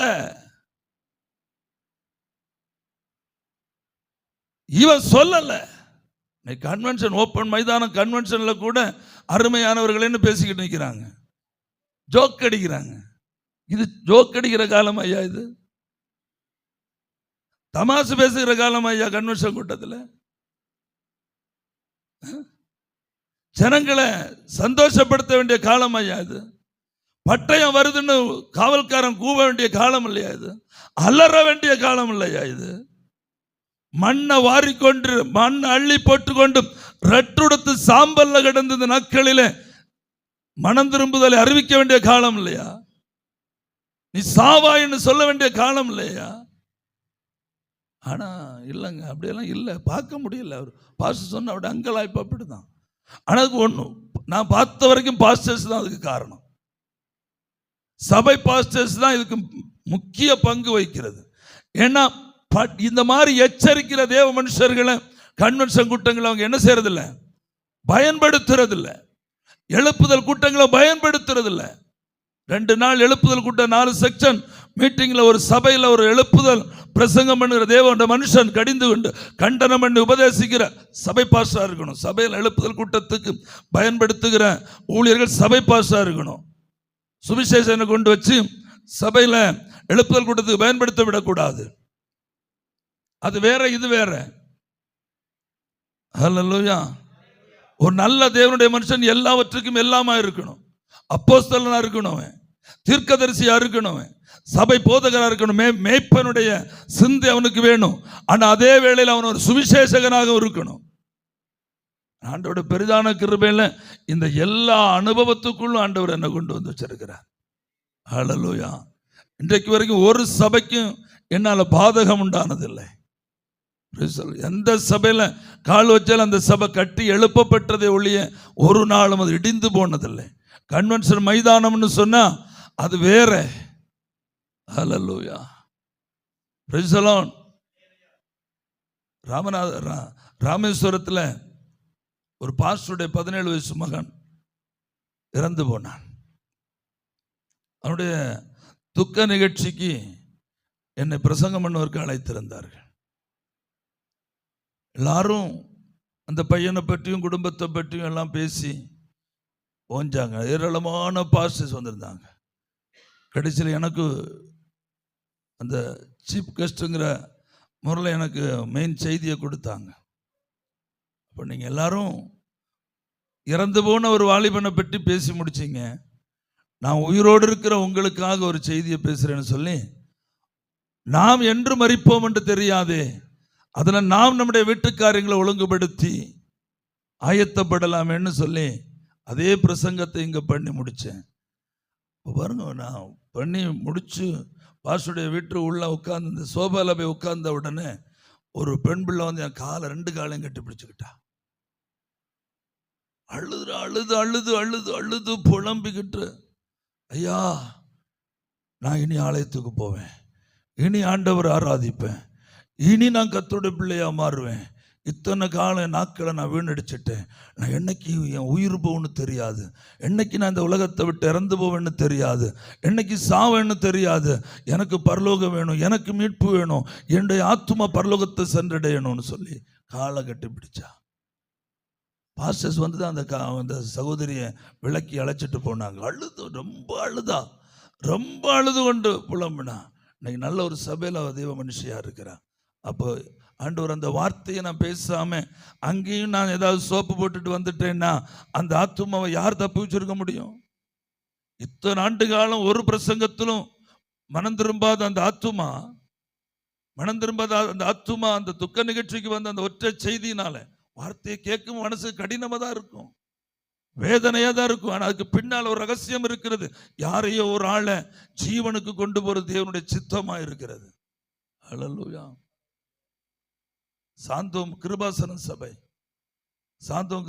சபையில் சென்னையில் 4 நாள் கன்வென்ஷன் பேசி முடிச்சு என்னுடைய அறையில் போகும்போது அந்த பாஸ்டர், அவங்க திருமணமாகாத பாஸ்டர் சாட்ஸ், என்னை அப்படியே வந்து கட்டி பிடிச்சிட்டார். 5 பேர் ஞானசாரத்தை ஒப்பு கொடுத்தாங்க.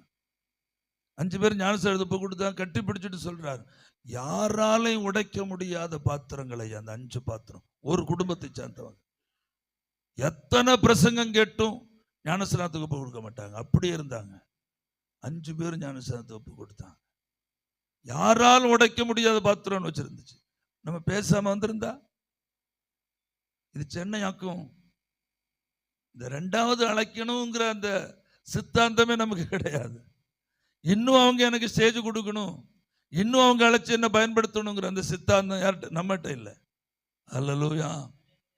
ஒரு ஆமென் சொல்லுங்களேன். கர்த்தர் உங்களை பயன்படுத்தும் போது இதே சித்தாந்தத்தில் இருங்க. ஆண்டவர் தருகிற வார்த்தையை இரக்கம் இல்லாம பேசுறதுல தயங்க கூடாது. சபை மேய்ப்பர்கள் கவனமா இருக்கணும், ஜனங்களை நடத்துற விதத்திலையும் கவனமா இருக்கணும். அல்லேலூயா. ஸ்டேஜில் நீங்க அந்த வார்த்தையை உபயோகித்தாலும் கீழே அந்த மாதிரி வார்த்தையை உபயோகிச்சிடக்கூடாது. கடின இறுதியை நீங்க கீழே காட்டக்கூடாது. அங்கே அரவணைக்கணும். நம்முடைய சொந்த மக்கள் அப்படித்தானே நடத்துவோம். தவறு செய்யும் போது கண்டிப்போம், ஆனா கீழே இறங்கி வந்த உடனே கட்டிப்பிடிச்சு முத்தமிடுவோம். மேய்ப்பர்கள் அப்படிப்பட்ட இருதயம் உடையவர்களாக இருக்கணும். கிருபை, அன்பு, கிருபை நிறைந்தவர்களாக இருக்கணும். மேய்ப்பர்களாக இருக்க நமக்கு. ஹல்லேலூயா. பல கிருபை இருக்கணும், பல கிருபை இருக்கணும் சபையில. ஹல்லேலூயா. அதனாலதான் எங்க சபைகள் வளர்ந்தது. அதான் நாங்க சபையில எல்லாம் இன்னைக்கு தைரியம் அளிக்கிறதும் ஆசீர்வதிக்கப்பட்ட பாத்திரங்களா இருக்கிறதும் எல்லாம் அதனாலதான் காரணம். ஹல்லேலூயா.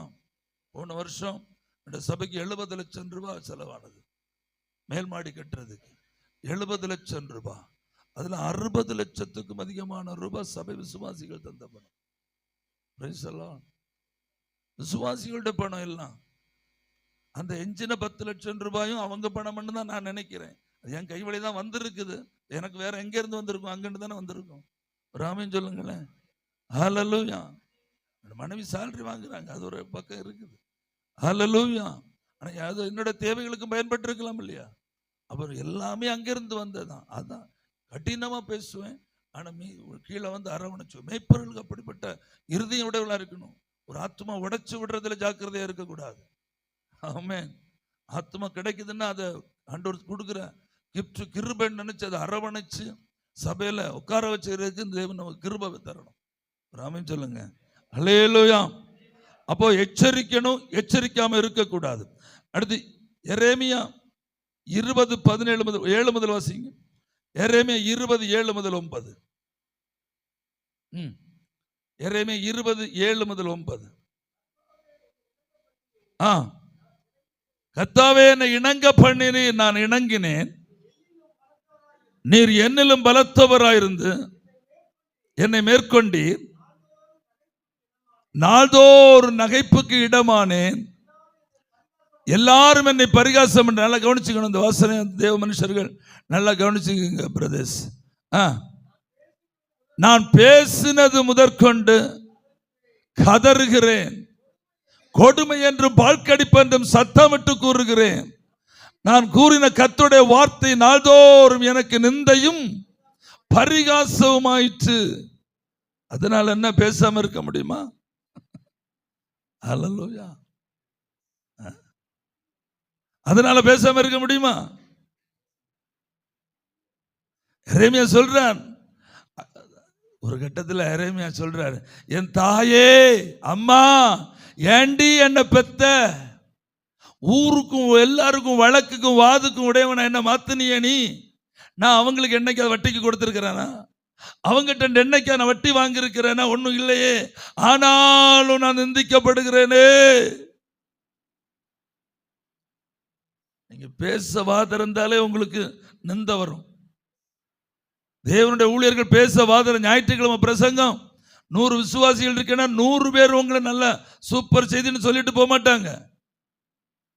25 பேர் சூப்பர் செய்தின்னு சொல்லுவாங்க. 25 பேர் என்னங்க சும்மா வந்ததுன்னு சொல்லிட்டு போவாங்க. ஹல்லேலூயா. மற்ற 25 பேர் அங்க இதை விட நல்லா இருக்கும்னு சொல்லிட்டு போவாங்க. ஆமென். ஹல்லேலூயா. அந்த 25% பேர் இது வார்த்தை என்ன செய்வாங்க? இதயத்துல வாங்குவாங்க. சபையில் அப்படித்தானே இருக்கு. விதை எங்கெல்லாம் விழுந்துச்சு? முதல்ல வழி அருகே விழுந்துச்சு. 2வது எங்க விழுந்துச்சு? கற்பாறையில் விழுந்துச்சு. 3வது எங்க விழுந்துச்சு? முள்ளுள்ள இடத்துல விழுந்துச்சு. 4வது எங்க விழுந்துச்சு? அப்ப 4 இடத்துல விழுந்துச்சா விதை?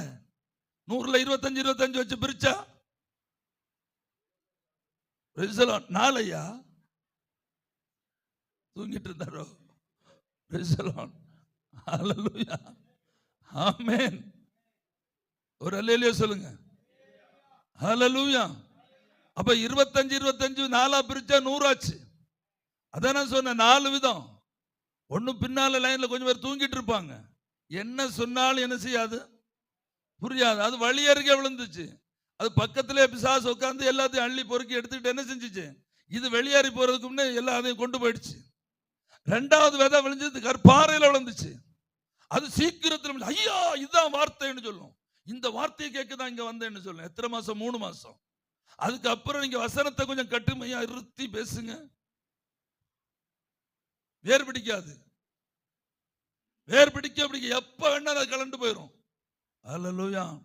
இன்னும் சில விதை என்ன செய்யும்? முள்ளுக்குள்ள விழும். அது என்ன செய்யும்? வளரவும் முடியாம, சாகவும் முடியாம, கனி கொடுக்கவும் முடியாம என்ன செய்யும்? உலக இச்சைகள் விழுது இல்லையா? Praise the Lord. ஹல்லேலூயா. அதெல்லாம் பிடிச்சு அதை வாட்டும். அதுக்கும் நல்ல கனி கொடுக்க முடியாது. அப்படி ஒரு பங்கு இருக்கும் சபையில. அடுத்து இன்னொரு பங்கு இருக்கிறது நல்ல, அதுக்கு கையில பைபிள் மட்டும் இல்ல, டைரி இருக்கும், பென் இருக்கும், கண்ணீரும் இருக்கும் கண்களில். மேய்ப்பன் என்ன வார்த்தை சொன்னாலும் அதுக்குள்ள ஜீவன் என்ன செய்யும்?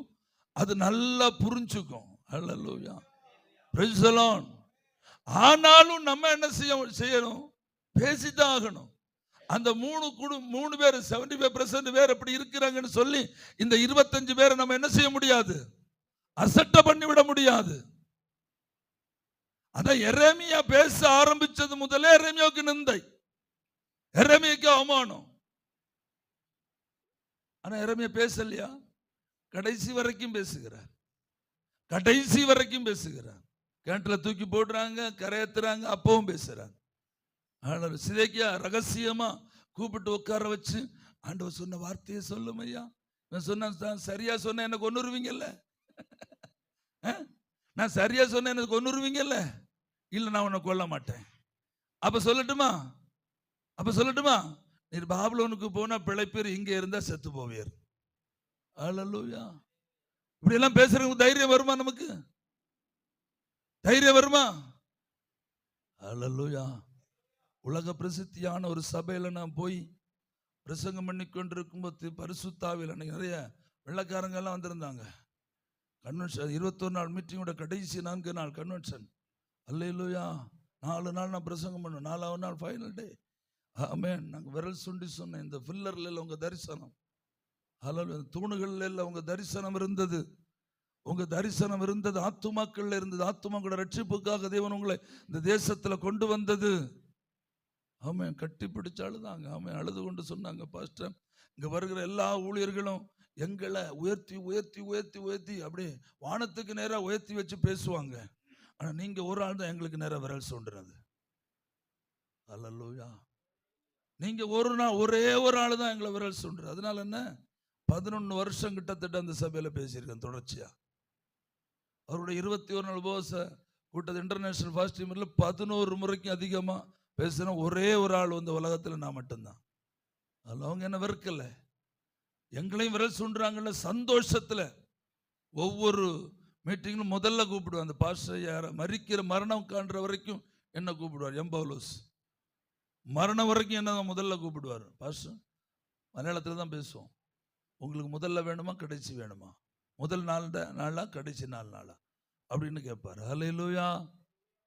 ஒரு ஆமென் சொல்லுங்களேன். இனி இதை நான் எப்படி பேச, இவர் பெரிய மனுஷனாச்சே, ஐயோ ஆண்டவர் தந்துட்டாரே, இனி நான் என்ன செய்யன்னு காத்துட்டு இருந்தா, இவரை விட பெரியவர் தானே நமக்கு தந்தது, அவருக்கு நம்ம என்ன கணக்கு கொடுப்போம்? ஹல்லேலூயா. ஒரு ஆமென் சொல்லுங்களேன். ஹல்லேலூயா.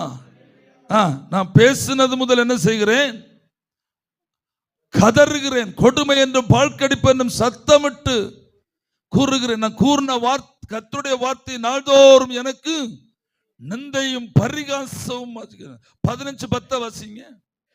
15:10 எரேமியா 15:10. ஒரு 20 நிமிஷத்துல முடிச்சிருவேன். சரியா?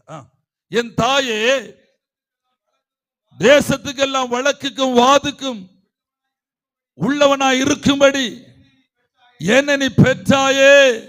ஐயோ, நான் அவர்களுக்கு வட்டிக்கு கொடுத்ததும் இல்லை, அவர்கள் எனக்கு வட்டிக்கு தந்ததும் இல்லை, ஆனாலும் எல்லாரும் என்னை சபிக்கிறார்கள்.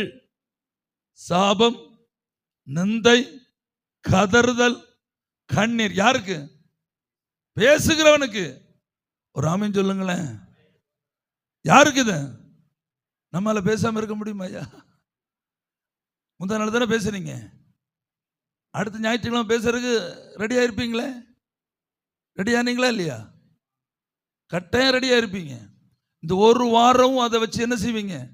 வார்த்தையை போட்டு தியானம் பண்ணி அசை போட்டு மெருகேற்றி அதை டைரியில ஏற்றி சனிக்கிழமை மாலை ஆகும்போது ஆண்டவருடைய பாதத்தில் எதையும் கொண்டு வச்சு நம்ம முழங்கால நின்று கதறி, ஆண்டவரே நாளை இந்த வார்த்தையை நான் பேசணும், எனக்கு கிருபை தாங்கன்னு கண்ணீரோடு அலறிக்கொண்டு மறுபடியும் என்ன செய்யறோம்? பேசுறதுக்கு தானே போய் உட்கார்ந்து இருக்கிறோம். அதுதானே நம்முடைய டியூட்டி. அல்லேலூயா. ஆமென் சொல்லுங்களேன். நீ பேசுற எல்லாரும் கட்டி பிடிச்சு உண்மையா தர்றாங்க, முத்தமா தருவாங்க. அல்லேலூயா. பரிகாசம், நிந்த, அவமானம், கண்ணீர், வேதனை இதெல்லாம் நமக்கு உண்டு. உண்மையான ஊழியர்களுக்கு உண்டு. உண்மையாய் தேவன் அந்த வார்த்தைகளை பேச சொல்றவனுக்கு உண்டு. மற்றவங்களுக்கு ஒரு பிரச்சனையும் இல்லை. ஜனங்களை பிரியப்படுத்த விரும்புகிறவனுக்கு ஒரு நாளும் ஒரு பிரச்சனையும் என்ன செய்வதில்லை, வருவதே இல்லை. அவங்க சுகமா வாழ்ந்து முடிப்பார்கள். ஆனா கர்த்தருடைய சித்தத்தை நிறைவேற்றி கர்த்தரை பிரியப்படுத்த நினைக்கிற தேவனுடைய மனுஷர்களுக்கு இதெல்லாம் உண்டு. அல்லேலூயா. ஒரு ஆமென் சொல்லுங்களேன். எசேக்கியேல் 3:26-27 வாசிங்க. எசேக்கியேல் 3:26-27.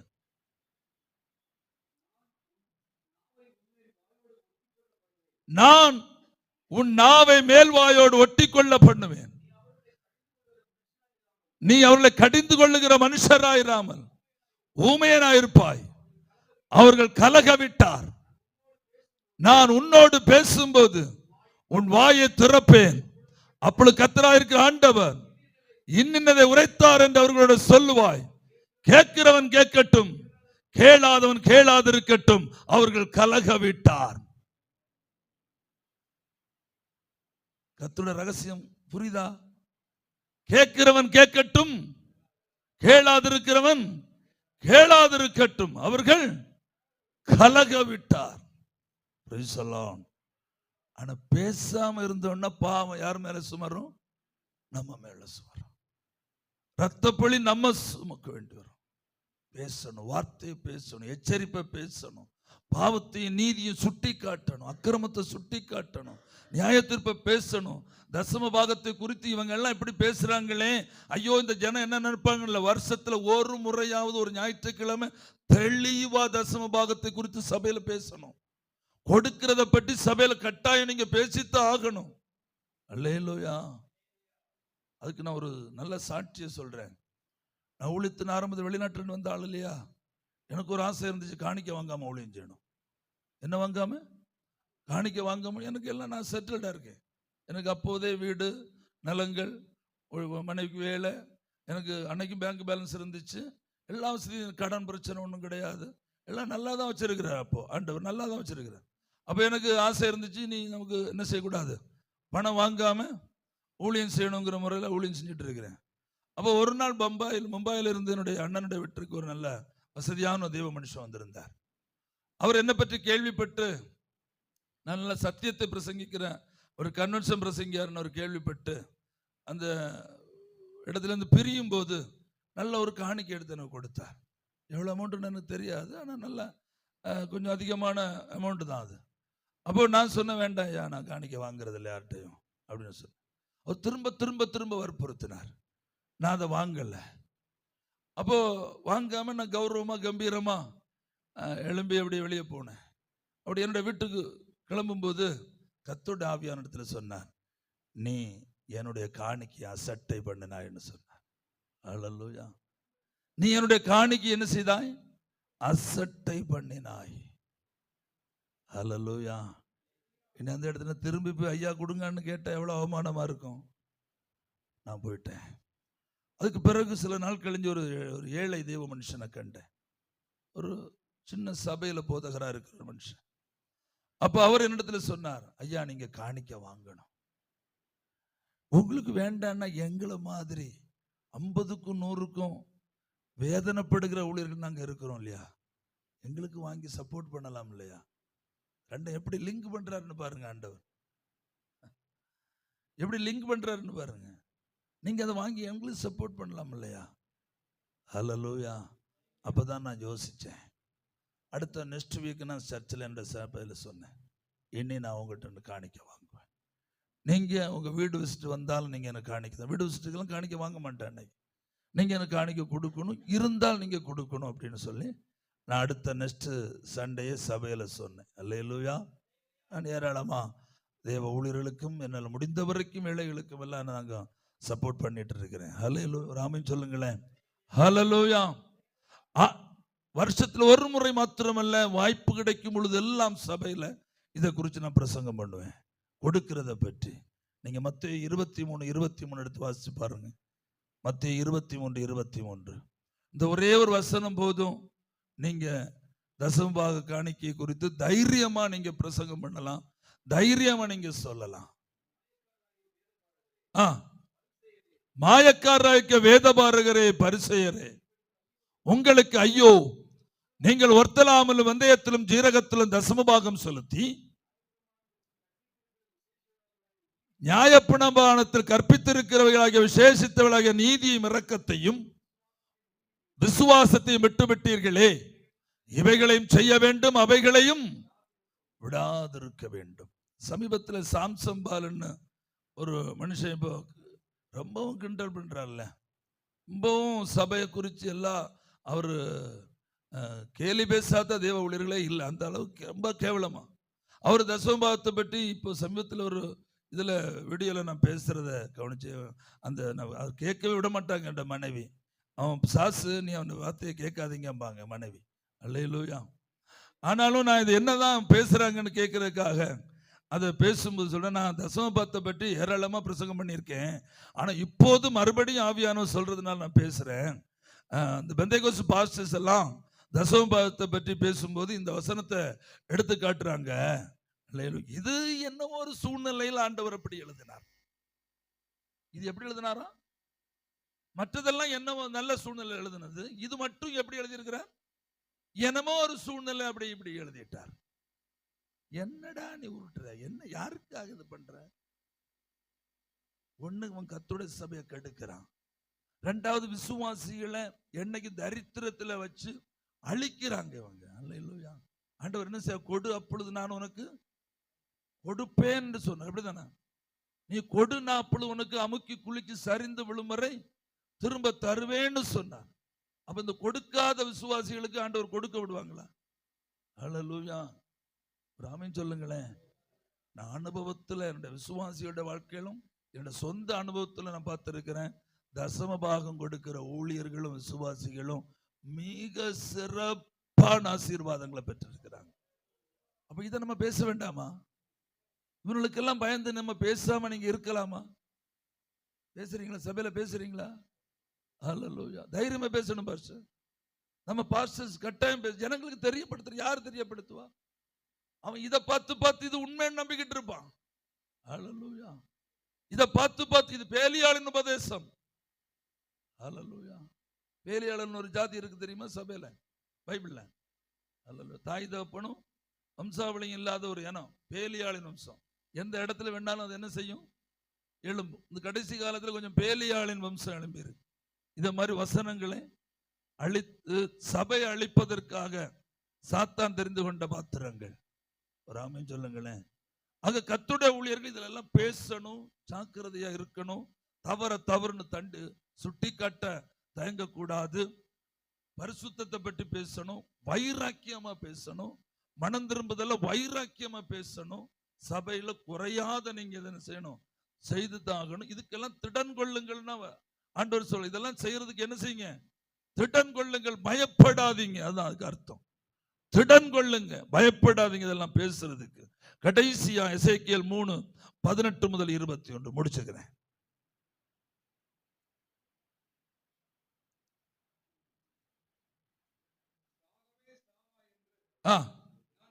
எசேக்கியேல் 3ஆம் அதிகாரம் 18 முதல் 21. சரி, நீங்க வாசிங்க பாஸ்.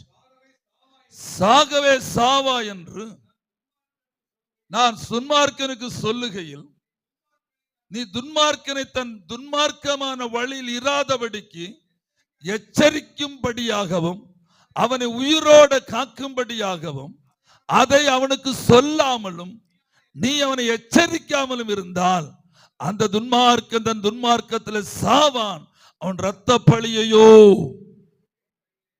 உன் கையில கேட்பேன். அல்லேலூயா. நம்ம எல்லாம் எவ்வளவு கவனமா இருக்கணும்னு பார்த்துக்கோங்க. அநேகரோட இரத்த பழிக்கு நம்ம காரணமாய் விடக்கூடாது. அல்லேலூயா. தைரியமா சொல்லணும், துன்மார்க்கனை எச்சரிக்கணும். அல்லேலூயா. அடுத்து தொடர்ந்து வாசிங்க. நீ துன்மார்க்கனை எச்சரித்தும்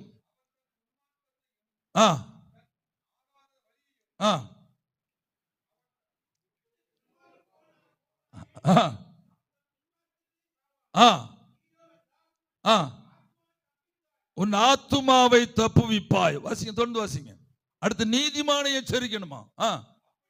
அப்படியே நீதிமான் தன் நீதியை விட்டு திரும்பி நீதிகேடு செய்யும் போதும் நான் அவன் முன் இடரலை வைக்கும் போதும் அவன் சாவான். நீ அவனை எச்சரிக்காதபடினாலே அவன் தன் பாவத்திலே சாவான். அவன் செய்த நீதிகள் நினைக்கப்படுவதில்லை. அவனுடைய இரத்த பழியையோ நீதிமானை எச்சரிக்கணும். அல்லேலூயா. அதான் சப பிரசங்கம். தப்பு பண்ணாதீங்க, சரியா இருங்க. இதான் நம்ம கர்த்தருடைய ஊழியர்களுக்கு தேவன் கொடுக்கிற டியூட்டி, வேலை, எச்சரிப்பு. இதில் நமக்கு பிரைஸ் தி லார்ட். நம்ம இதுல எல்லாம் கவனக்குறைவா இருந்து விட்டோம்னா நமக்கு முன்ன தந்திருக்கிற ஆத்துமாவை குறிச்ச கணக்கு நம்மகிட்ட கேட்பார், வேற கேட்க மாட்டார். உங்களை என் சபையோட கணக்கு கேட்கறதுக்கு உங்களை தேவன் என்ன செய்ய மாட்டார், அனுமதிக்க மாட்டார். உங்க சபையோட கணக்கு என்கிட்டையும் கேட்க மாட்டார். உங்களுக்கு தந்திருக்கிற ஆத்துமாக்களை குறித்த கணக்க ஆண்டவர் உங்ககிட்ட கட்டாயம் கேட்பார். அல்லேலூயா. இனி ஆண்டவரே நான் எல்லாம் பேசிட்டேன்னு சொன்னா அதெல்லாம் சுவர்கள் சாட்சி சொல்லும். உண்மையா இல்லைங்கிறது யார் சாட்சி சொல்லும்? சுவர்கள் சாட்சி சொல்லும்.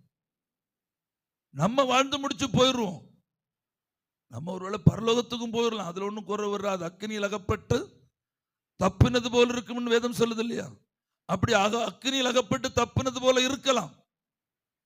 ஆனால் நம்முடைய டியூட்டியை ஒழுங்கா செய்யாததினாலே அநேக இரத்த பழிக்கு நாம் காரணமாய் மாறும்போது நாம் எப்படிப்பட்ட தண்டனைக்கு பாத்திரவான்களா இருப்போம்னு பார்த்துக்கோங்க. அல்லேலூயா. ஏராளமான விசுவாசிகளை வைத்துக்கொண்டு எல்லா நாளும் பிரியமானவர்களே, அருமையானவர்களே, கர்த்தர் இந்த கால வேளையில் என்னிடத்தில் சொன்னார், உங்களுக்கு எல்லாருக்கும் ஆளுக்கு 2 ஒட்டகம் தர போகிறார். எப்படி இந்த கால வேளையில் ஆண்டவர் இடத்துல சொன்னார், உங்களுக்கு எல்லாருக்கும் ஆளுக்கு ஒரு ஜெட் பிளேன் கொடுக்க போகிறார். அல்லேலூயா. கேட்க ரொம்ப சந்தோஷமா தான் இருக்கும். வாங்குறதுல ஒன்றும் நமக்கு ஒன்றும் ஆட்சேபனை இல்லை. ஆண்டவர் ஆராதிக்கிறவங்க எல்லாருக்கும் தனி ஜெட் ஏர்வேஸ்கள் இருக்கட்டும், ஒன்றும் பிரச்சனை இல்லை. 2 ஒட்டகமும் 3 யானையும் எல்லாம் ஆண்டவர் கொடுக்கட்டும், அதுல ஒன்றும் குறைவில்லை. ஆனா அது மட்டுமா ஐயா இருக்குது? ஹல்லேலூயா. எவ்வளவு பாவம் நிறைஞ்ச இந்த பூமியில் நம்ம வாழ்ந்துட்டு இருக்கிறோம். வெளியில இறங்கினாலே பாவத்துல சிக்குண்டு தான் வீட்டுக்குள்ள திரும்பி வரோம். அப்படித்தானே? சமாதானமா வீட்டுக்குள்ள திரும்பி வரோமா பாஸ்டர்? ஹல்லேலூயா. ஒருவனை பார்த்து முறுமுறுக்க வேண்டி இருக்குது, ஒருவனை பார்த்து கசப்பான எண்ணம் வருது, சில காட்சிகளை பார்க்கும்போது தேவையில்லாத சிந்தனைகள் வருகிறது, ஒருவனை நிந்திக்கணும் போல இருக்குது, ஒருவனை அவமானப்படுத்தணும் போல இருக்குது. என்னென்ன மாம்ச சுபாவங்கள் நமக்குள்ள வருதா இல்லையா? ஒரு 24 ஹவர்ஸ்க்குள்ள ஊழியர்களா இருக்க நமக்கு எத்தனை இடர்கள் நமக்கு முன்பே இருக்குது. எப்படா நம்ம கவுக்கலாம்னு நம்மை சுத்தி பிசாசானவன் பயங்கரமான வலையை விரித்து கொண்டிருக்கிறானா இல்லையா?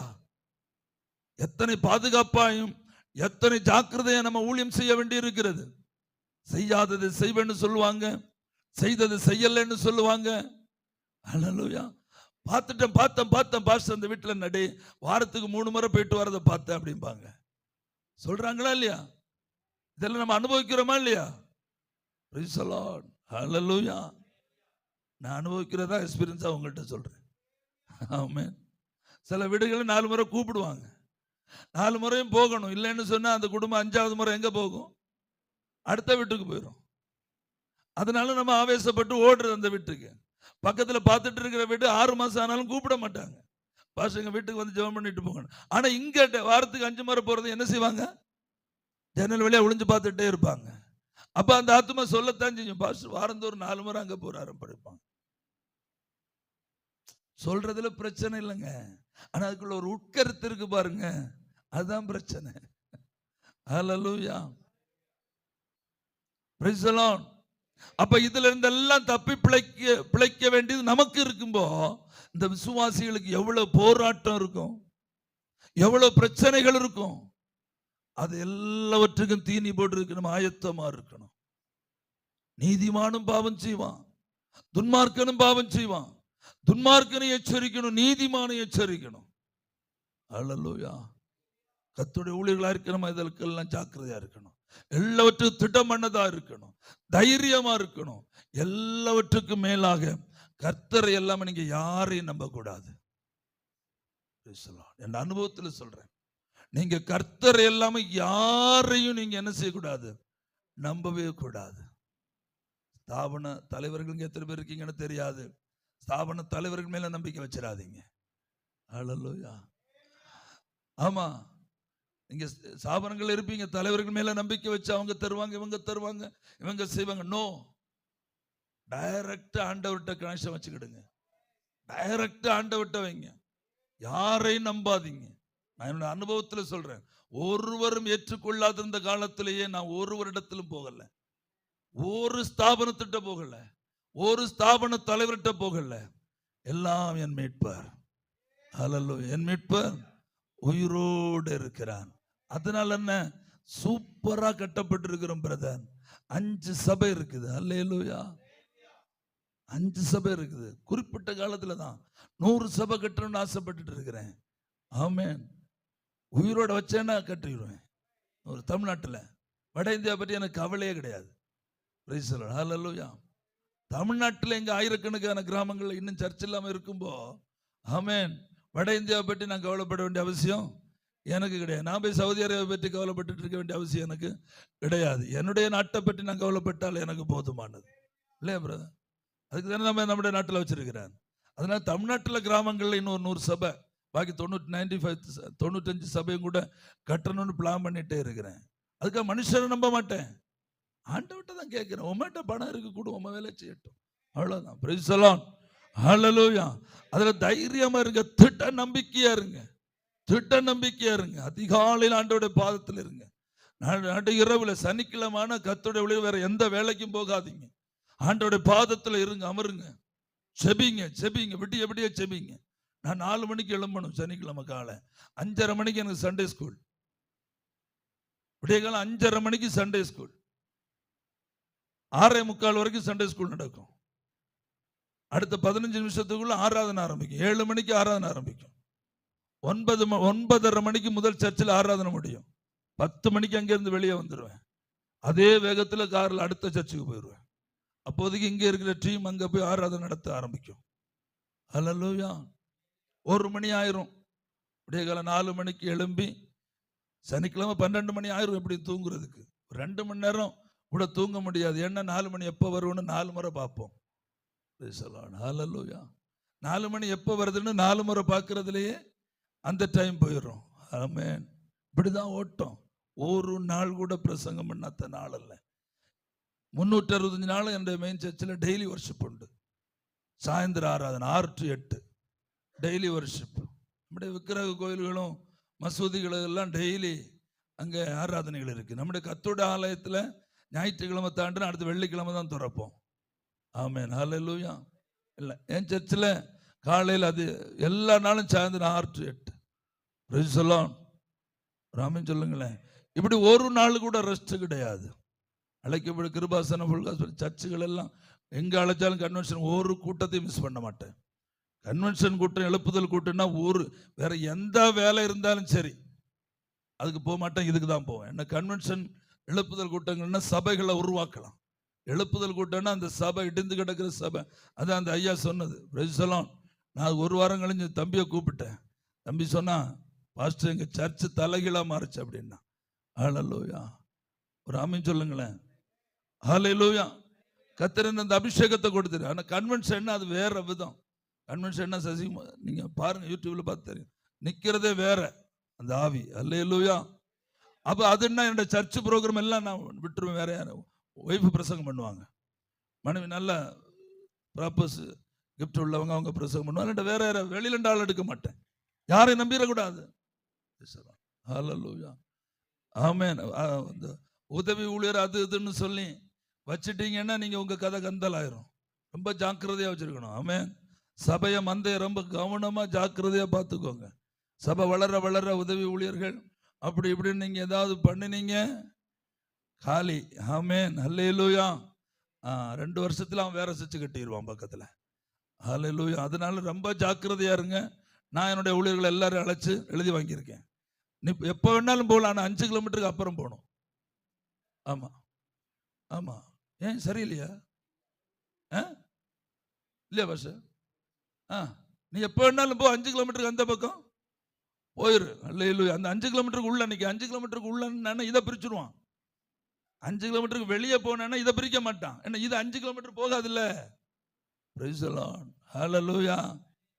ஆமென். எல்லாத்தையும் எழுதி வாங்கி வச்சிருக்கிறேன். Praise the Lord. ஹல்லேலூயா. ஆமா, அப்படிதான் செய்யணும். அதனால இருக்கிற பலத்தோட நீங்க செய்யுங்க. சபை நீங்க பாருங்க, தைரியமா பிரசங்கம் பண்ணுங்க, தைரியமா இல்லைங்க. அது ஆண்டவர் தீர்க்க தரிசனம் உங்களுக்கு சொல்ல, திட்டம் பண்ணதா இருங்க, திட்டம் பண்ணதா இருங்க. தைரியமா, நீதிமான் சிங்கத்தை போல எப்படி இருப்பான்? தைரியமா இருப்பான். பயப்படக்கூடாதுங்க, எதுக்கும் பயப்படாதீங்க. காற்றுக்கும் மழைக்கும் புசலுக்கும் எதுக்கு என்ன செய்யாதீங்க. தேவ மனுஷர்கள் பயப்படக்கூடாது. கர்த்தர் தான் நமக்கு எல்லாம் எல்லாம் கொடுக்கிறவர். நம்ம டியூட்டிக்கு வச்சிருக்கிற அவர் தானே, அப்பாயின்மெண்ட் பண்ணியிருக்க அவர் தானே. எதுக்கும் பயப்படாதீங்க. பொருளாதாரத்துக்கு ஆனாலும் மற்ற எந்த காரியத்துக்கு ஆனாலும் வியாதிஸ்தர் மேல தள்ள கை வைங்க, கட்டாயம் வைங்க, குணமாகும். பயப்படாதீங்க, பிசாசு உங்களை தொடுன்னு. அப்படியெல்லாம் பயப்படுற பாஸ்டர்ஸை நான் பார்த்துருக்கிறேன். இரவுல வீடு வச்சுட்டு போக மாட்டாங்க. இரவுல ஒரு அத்தியாவசிய அழைப்புன்னா போக மாட்டாங்க. ஏன்னா அந்த பிசாசு இவன்கிட்ட வந்துருமா. ஹல்லேலூயா. அந்த பிசாசு என்ன செய்யும்? இவன்கிட்ட வந்துருமா, கூட வந்துருமா. அதனால போக மாட்டாங்க. அப்படியெல்லாம் இருக்காங்க. ஒருத்தர் இப்போ சமீபத்தில் ஒரு சர்ச்சில் கேரளாவில் ஒரு குடும்பம் வந்துச்சு. அவங்க சொன்ன கதை, இன்னொரு பாதிக்கப்பட்ட குடும்பத்தில் பிசாசு பிரச்சனை. அந்த பாஸ்டர்ட்ட இந்த பிசாசை துரத்துங்கன்னு சொன்னப்போ அவர் சொன்னாராம், இது ஒரு ஆளால் துரத்த முடியாது, இன்னொரு ஆள் வேணும்னு. ஹல்லேலூயா, பிரைஸ் தி லார்ட். இயேசுவின் நாமத்தில் கட்டளை இட்டா பிசாசு போகும்னு யாருக்கு அதிகாரம் கொடுத்திருக்கிறார்? நமக்கு அதிகாரம் கொடுத்திருக்கிறார். கொடுக்கலையா? தைரியமா சொல்லணும், இயேசுவின் நாமத்தில் புறப்பட்டு போ, இயேசுவின் நாமத்தில் சுகமாகு. அல்லேலூயா. இந்த சர்ச்சில் இருதயம் இல்லாத ஒரு பையன் இருக்கிறான், ஹார்ட் கிடையாது. ஆமா, லிசி ஆஸ்பத்திரியில், எர்ணாகுளம் லிசி ஆஸ்பத்திரியில் கடைசியா லோக்கல் ஆஸ்பத்திரி எல்லாம் முடிஞ்சு எர்ணாகுளம் லிசி ஆஸ்பத்திரியில் ஹார்ட் மாற்று ஆப்ரேஷனுக்காக வெயிட் பண்ணிட்டு இருக்கும்போது ஒரு நாள் எனக்கு ஃபோன் பண்ணுறாங்க அதிகாலை 3 மணிக்கு. நாங்கள் எல்லாரும் குடும்பத்தோட ஆத்மஹத்யை செய்யணும்னா, நாங்கள் எல்லாம் குடும்பத்தோட தற்கொலை பண்ண போகிறோம்னா. அல்லேலூயா. ஹரியானாவில் படிக்கும் நிறைய மலையாளிஸை சந்திச்சிங்க, எப்படி தானே? வித்தியாசமான அனுபவம் இருந்திருக்குமே. ஆமென். ஹலோ. என்னோட ஒரு சர்ச்சில் ஹரியானாவில் படித்தார் ராஜுன்னு ஒரு பேர், அதுதான் பாஸ்டராக இருக்கார் மதுரையில். ஹல்லேலூயா.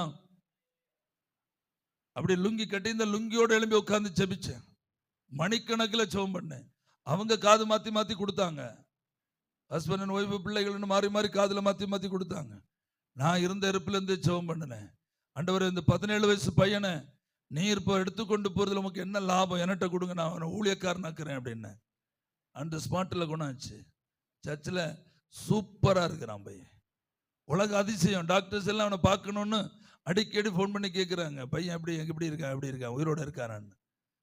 அப்புறம் விசாரிச்சாங்க, നിങ്ങൾ ഏത് ദൈവത്തെയാണ് ആരാധിക്കുന്നത്, ഏത് പള്ളിയിലാണ് പോകുന്നത്, ஏது சர்ச்சிலாந்து போகுது. Praise the Lord. ஹல்லேலூயா.